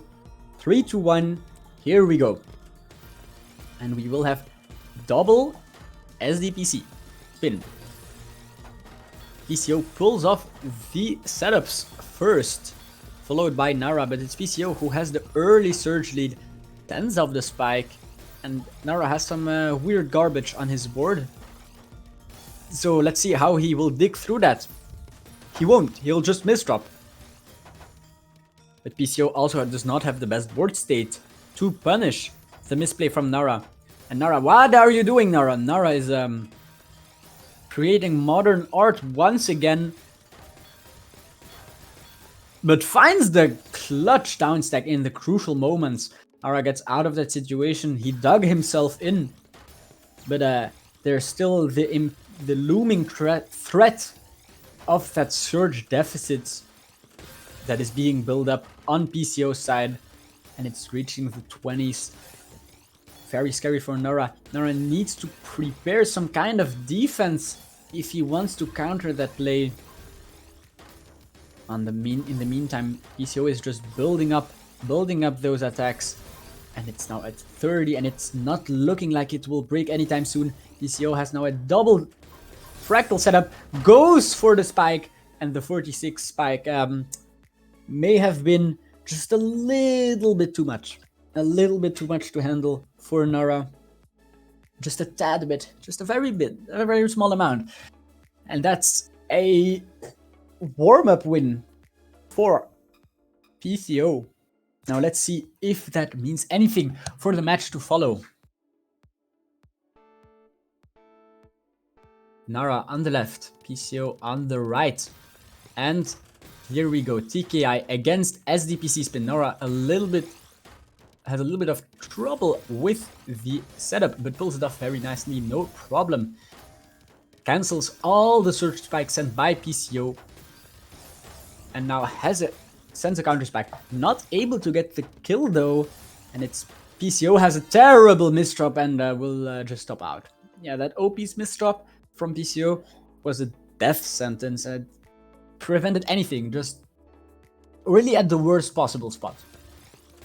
And there was like one spot the OPs definitely shouldn't be. And that's at this one spot that PCO misdropped it. So very unfortunate. Allows Nara the early lead in this match. But PCO is not deterred by that loss and immediately has the 12th surge ready. Does not even need to send it. Nara has some unoptimal downstacks, digs through the garbage a little bit too slowly. And we'll have to concede 1 point to PCO. Now Nara has some skims out of the opener. PCO is building up his LST. Looks like PCO has the opening advantage. Nara also has a surge lead of his own. That 30 spike though forces the surge pop from Nara and has some cheese to dig through.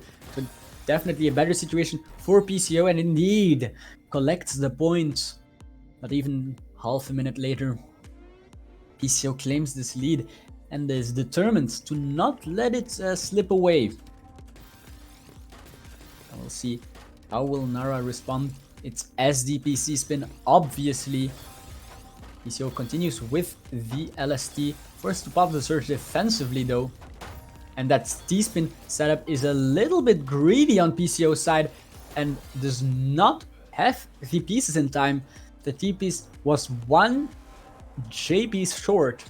One J-piece standing between PCO and the survival. And Nara claims the lead back. 2-2. It's tied everywhere, but it's still very early in the set. Anything could happen at this point.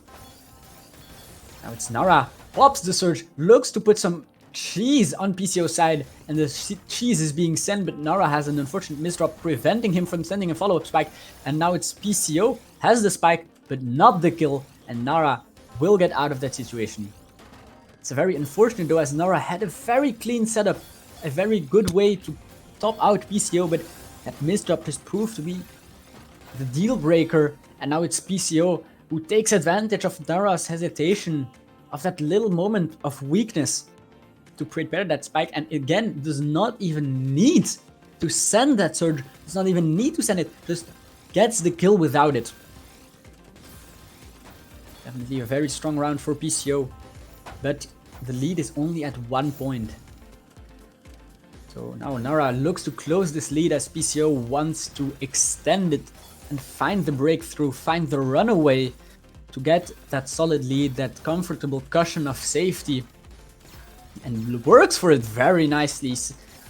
Builds up the setups. PCO has the surge lead, 14-15. Oh, hesitating a little bit. PCO builds up the DT.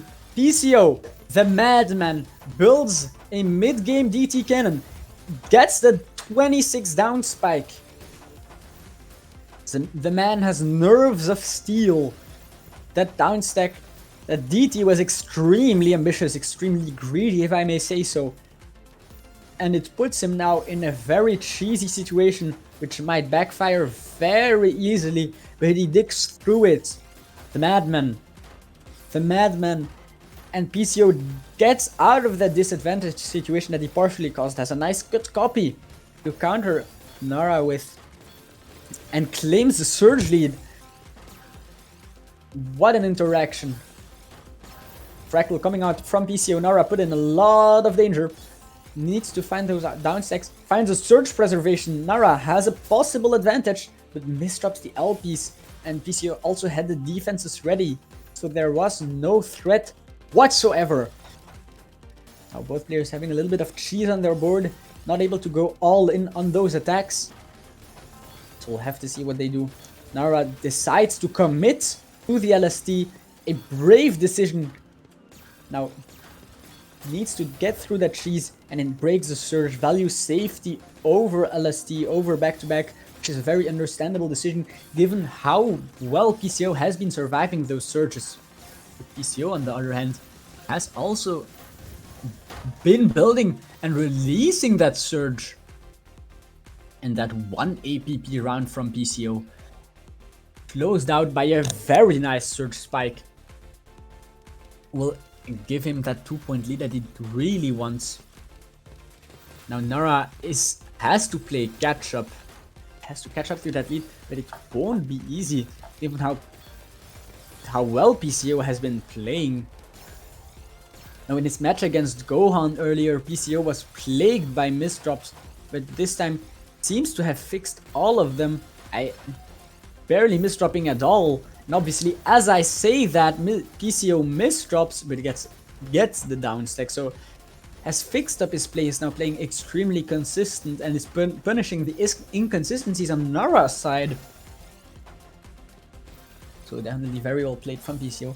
But it's now Nara who has to fix those misdrops, has to skim down to the bottom of his board.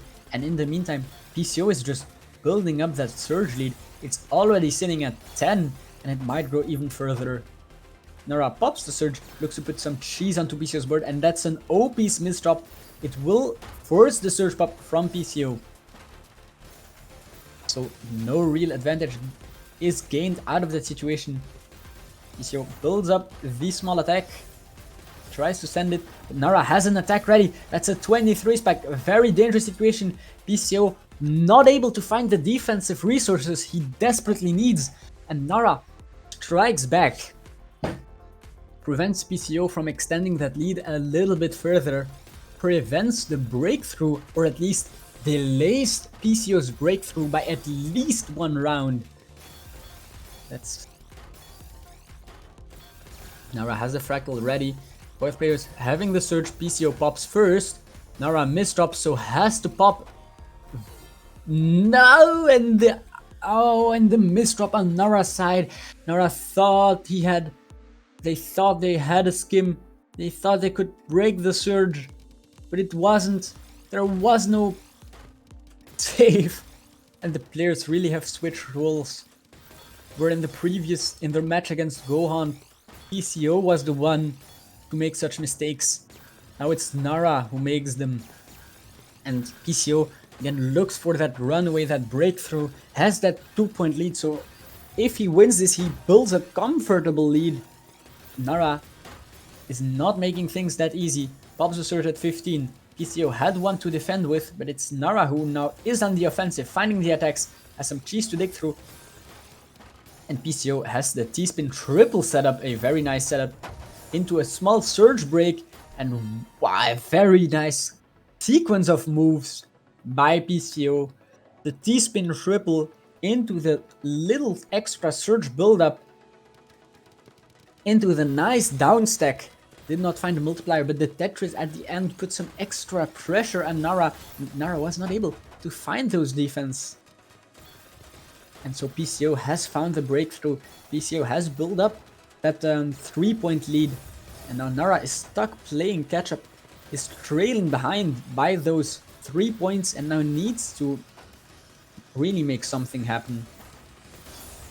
That 3.5 PPS stride might be the answer. Nara building up a very nascent but noticeable surge lead. Pops it at 16. Does not find the kill. Finds some more attacks, and PCO was not ready. PCO had the T-spin setup, had the I in Q, had the T in Q, but hesitated too much, delayed his attacks too much. In any case, it allows Nara to collect another point and to approach PCO once again. That 3 lead is no more. Now Nara is fighting to get back into the match. PCO though has not said his last word. Nara is put on the defensive, not able to find the down stack, not able to get out of it.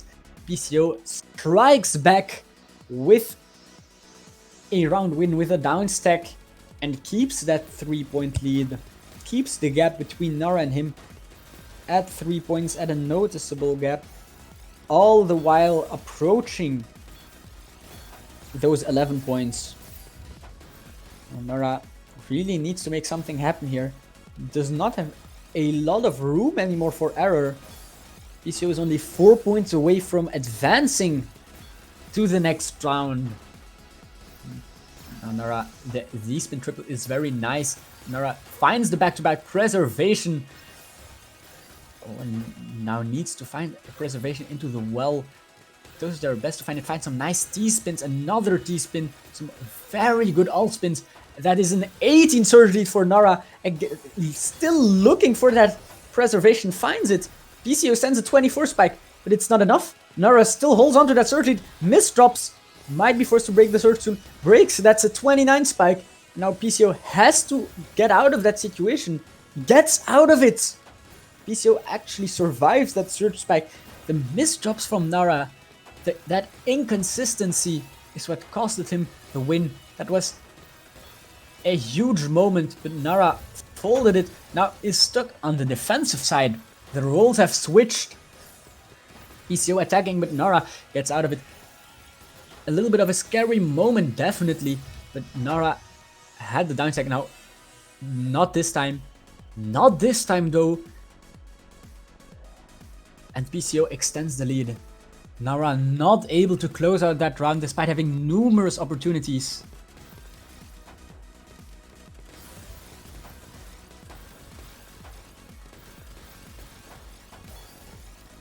And it's now 4-8 in favor of PCO. Now PCO is again at it with that surge. He has a cut copy set up. Nara is waiting to tank those attacks and has tanked them, but is stuck at a very uncomfortable situation at the top of the board. Those J pieces do not go where they wanted, but the down stack is there and the situation is fixed. And Nara lives another day. PCO again builds up his advantage, but has a little bit of cheese to dig through. Does so very nicely and has a scary surge being built up. Oh, a little bit too much commitment to the surge though from PCO, and this might be another round win for Nara, preventing PCO from running too far. The lead stays at 3 points, but PCO only needs 3 points to win and to advance to the next round. SDPC spin against PCO's plonking. Nara holds the early surge lead, but will he be able to transform it into a round win? Gets the down stack, the 34 spike is being sent, but PCO survives it, and on top of that builds up a little bit of a surge. Some very nice PCO gameplay. And has that 12 surge.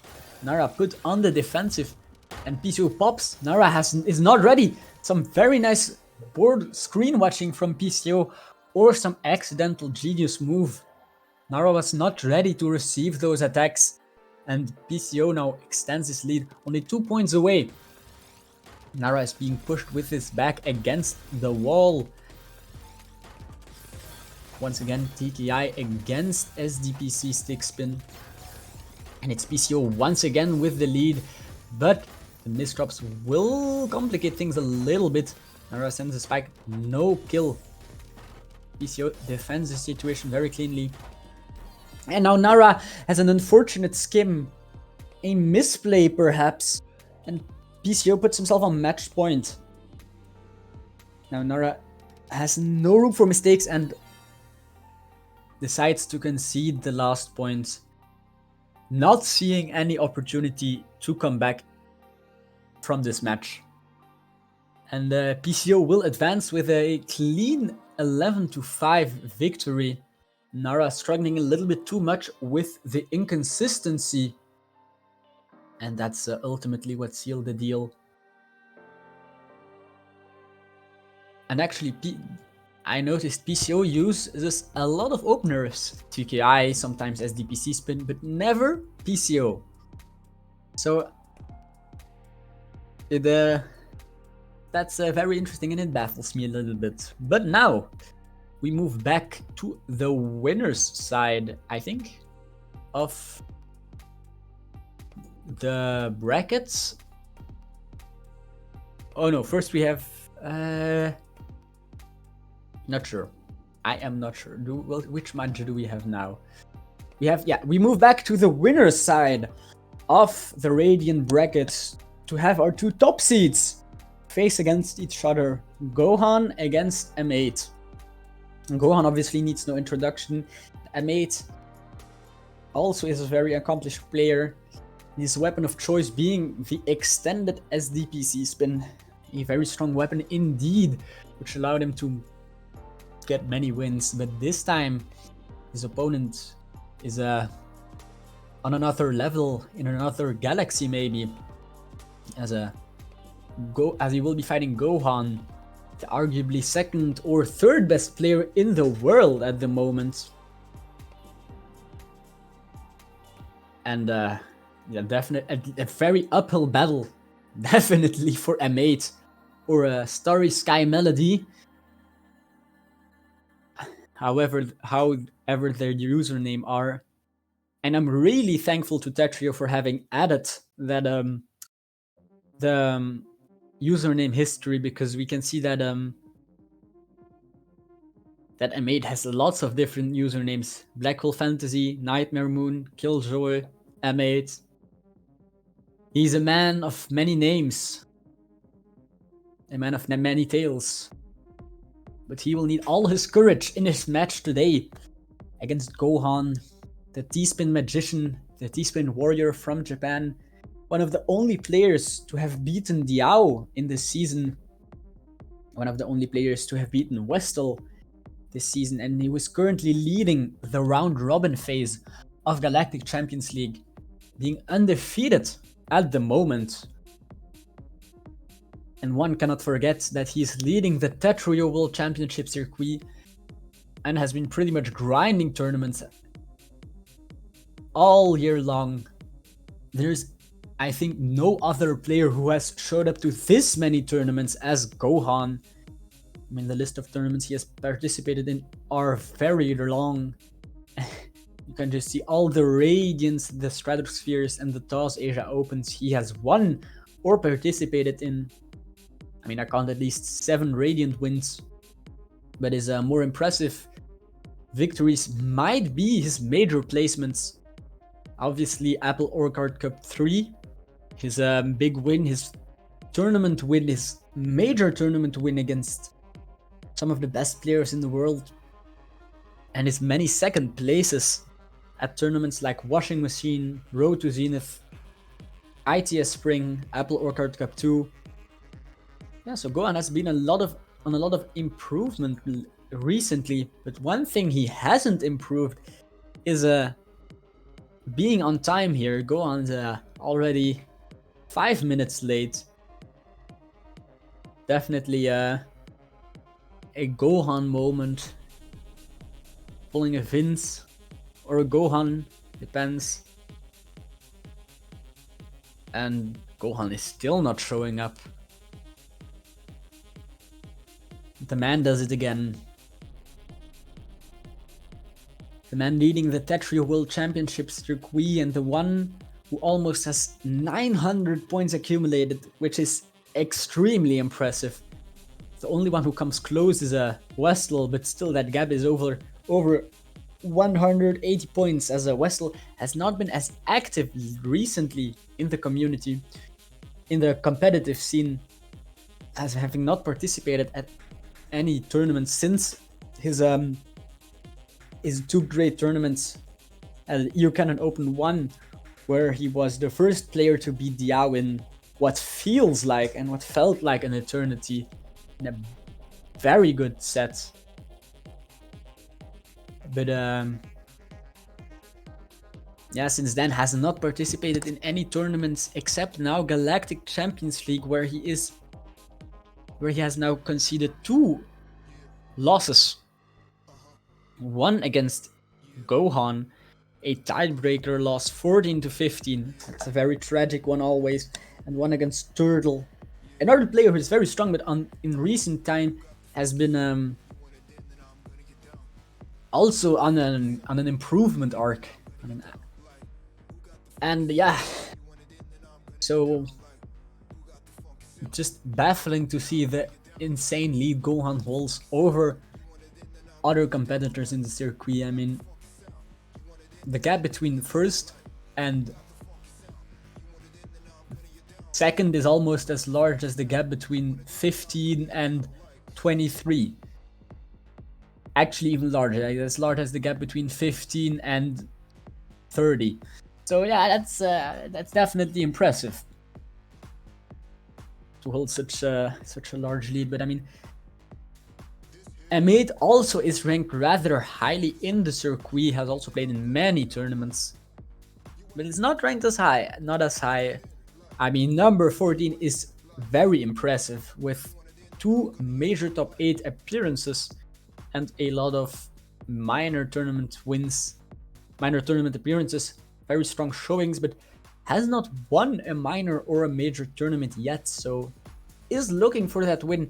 But, well, Gohan is standing in the way of that. But my Ashibara saying Gohan might be asleep. That might be.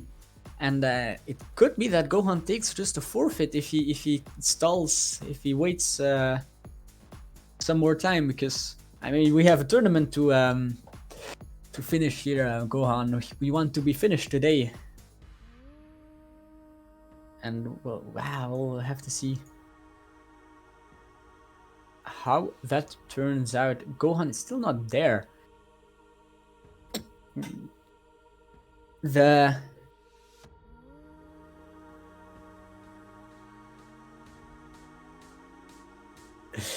Nara saying I roasted him the entire match.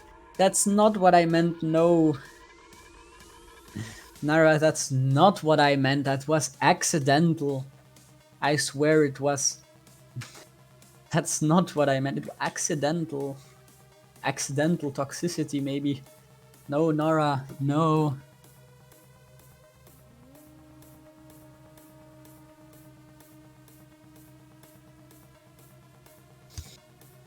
But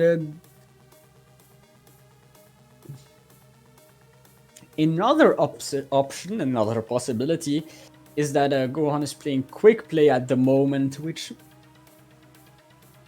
might be.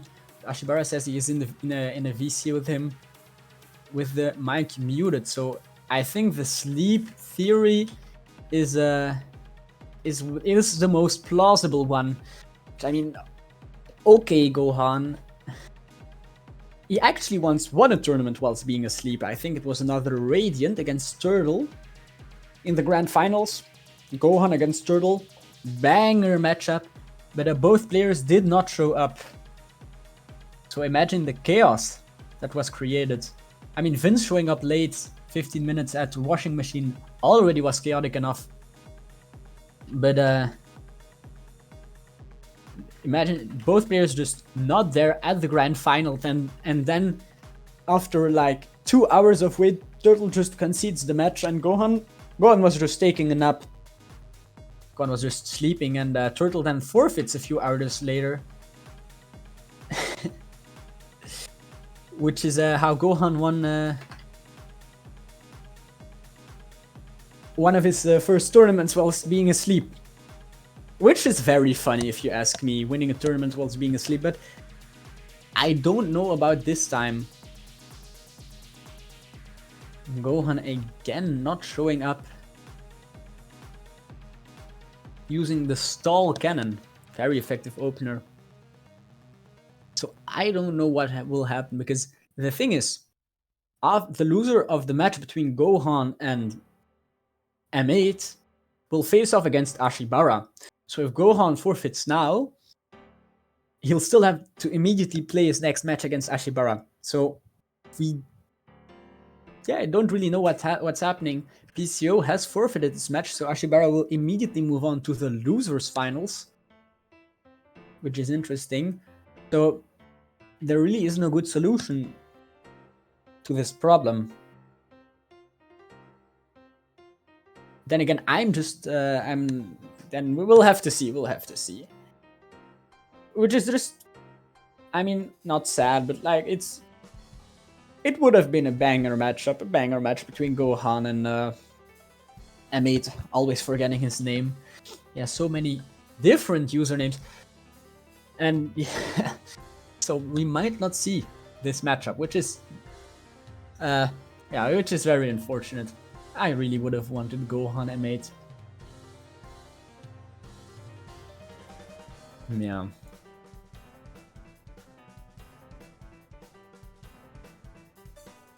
That's a bummer. But hey, it gives me more time to yap about Tetrio, which is always very fun. I'm actually looking at M8's tournament appearances, and he has participated in so many minor tournaments. I think I see like Radiant, so many Radiants, like 1, 2, 3, at least 20 minor tournaments. Which is, it's very dedicated from him, very dedicated, definitely. I would not have the mental capacity or the mental fortitude to participate in so many tournaments. But I mean, he does. It's also something which allowed him to be this highly ranked in the World Championship circuit. I mean, the thing is, you can you can attend as many minor tournaments as you want. Ultimately, the most points come from a major tournament, because just coming 14th at a platinum tournament gives as many points as coming second in the TOS Asia Open. Now, I don't know which one of these two is easier. Probably the minor tournament, but that's still a huge point difference. And that's, for example, how Diao has been getting is ranked number 6 in the Territory World Championship circuit, only because he won all the major tournaments except one happening this season. He's like gatekeeping every other top player from winning a major tournament, which is very funny, but also very interesting at the same time, because like such a dominant display of Tetrio, winning 9 major tournaments in a row. That's quite the impressive. And Gohan got DQ'd. So he will be disqualified from the tournament. And then I believe we will... Is this the grand finals? This should be the grand finals, because there are only 2 players left in this tournament. Yeah, so this is the grand finals. Ashibara, coming from the winner's side of the bracket, no, from the loser side of the bracket, has to win 2 rounds against M8 if he wants to win this tournament. Now, M8 starts out strong with some down stacks and some attacks, and Ashibara had some unfortunate misdrops, so that's the first point to M8. One of many to come, and M8 again with the signature extended SDPC spin. As much as I do not like the opener, it's really cool to see M8 be so good at it. And now pulls it off again though. Like, look at that surge lead from M8 already at 13. Ashibara has a lot of defensive work to do. A lot of work on the table as M8 is approaching that 22 surge. Very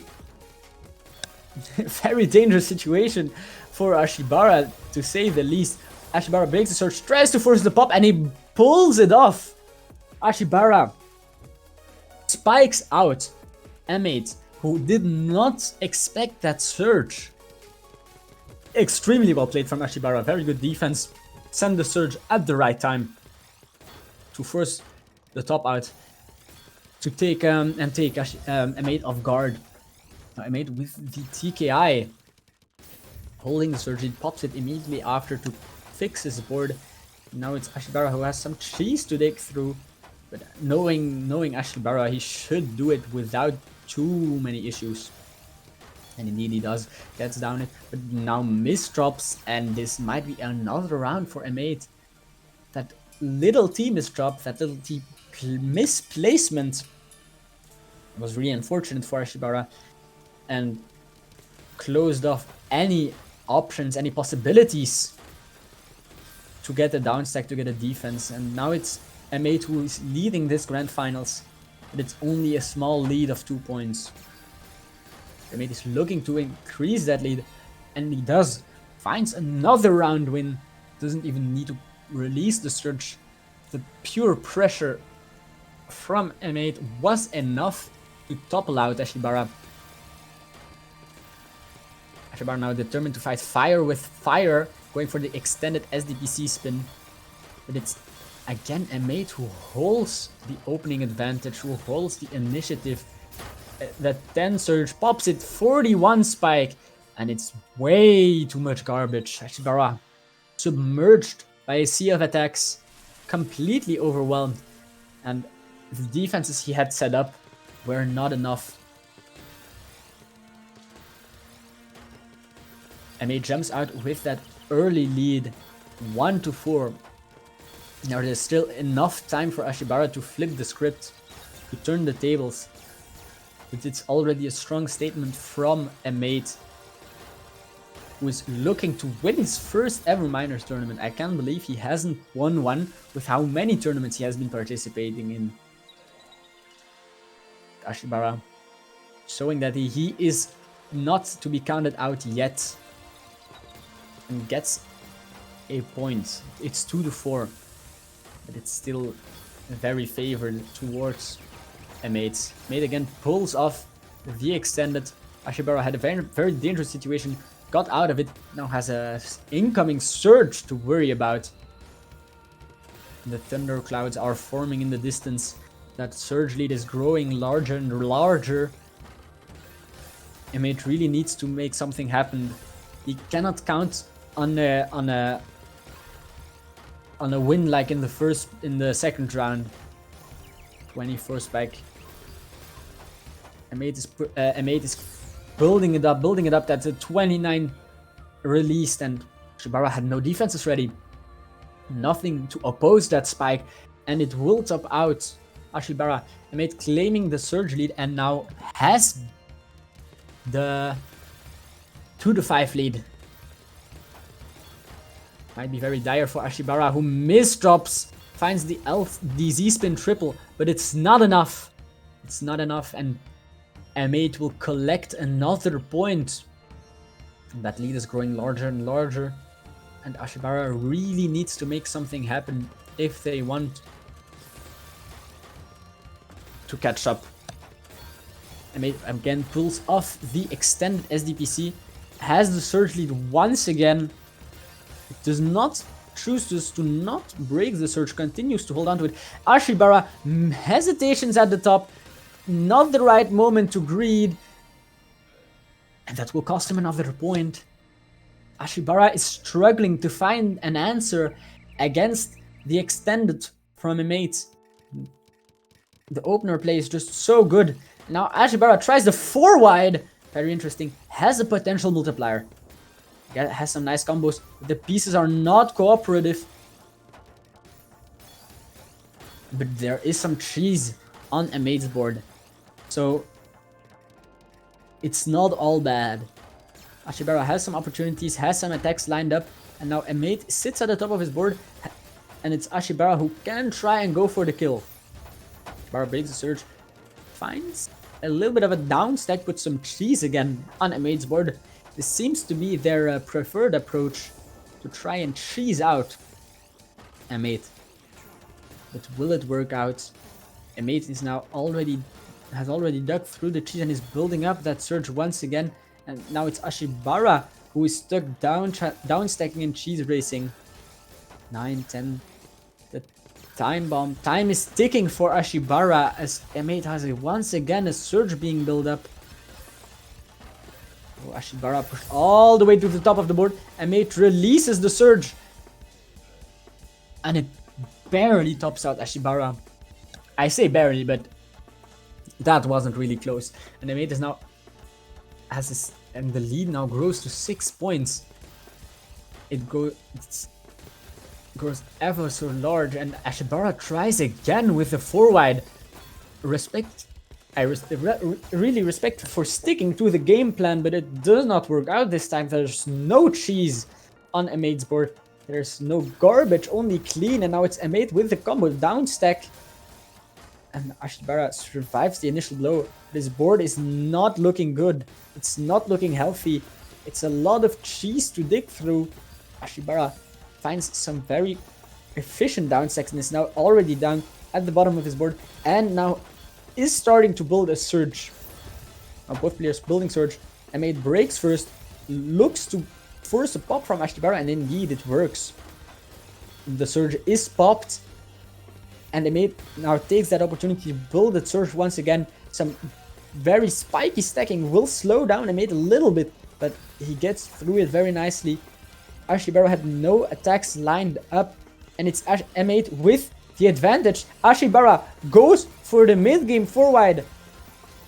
Tries to pull off a combo, but the misdrop is a very bad one, and it gives M8 a lot of advantage. That 20 surge is looking very intimidating.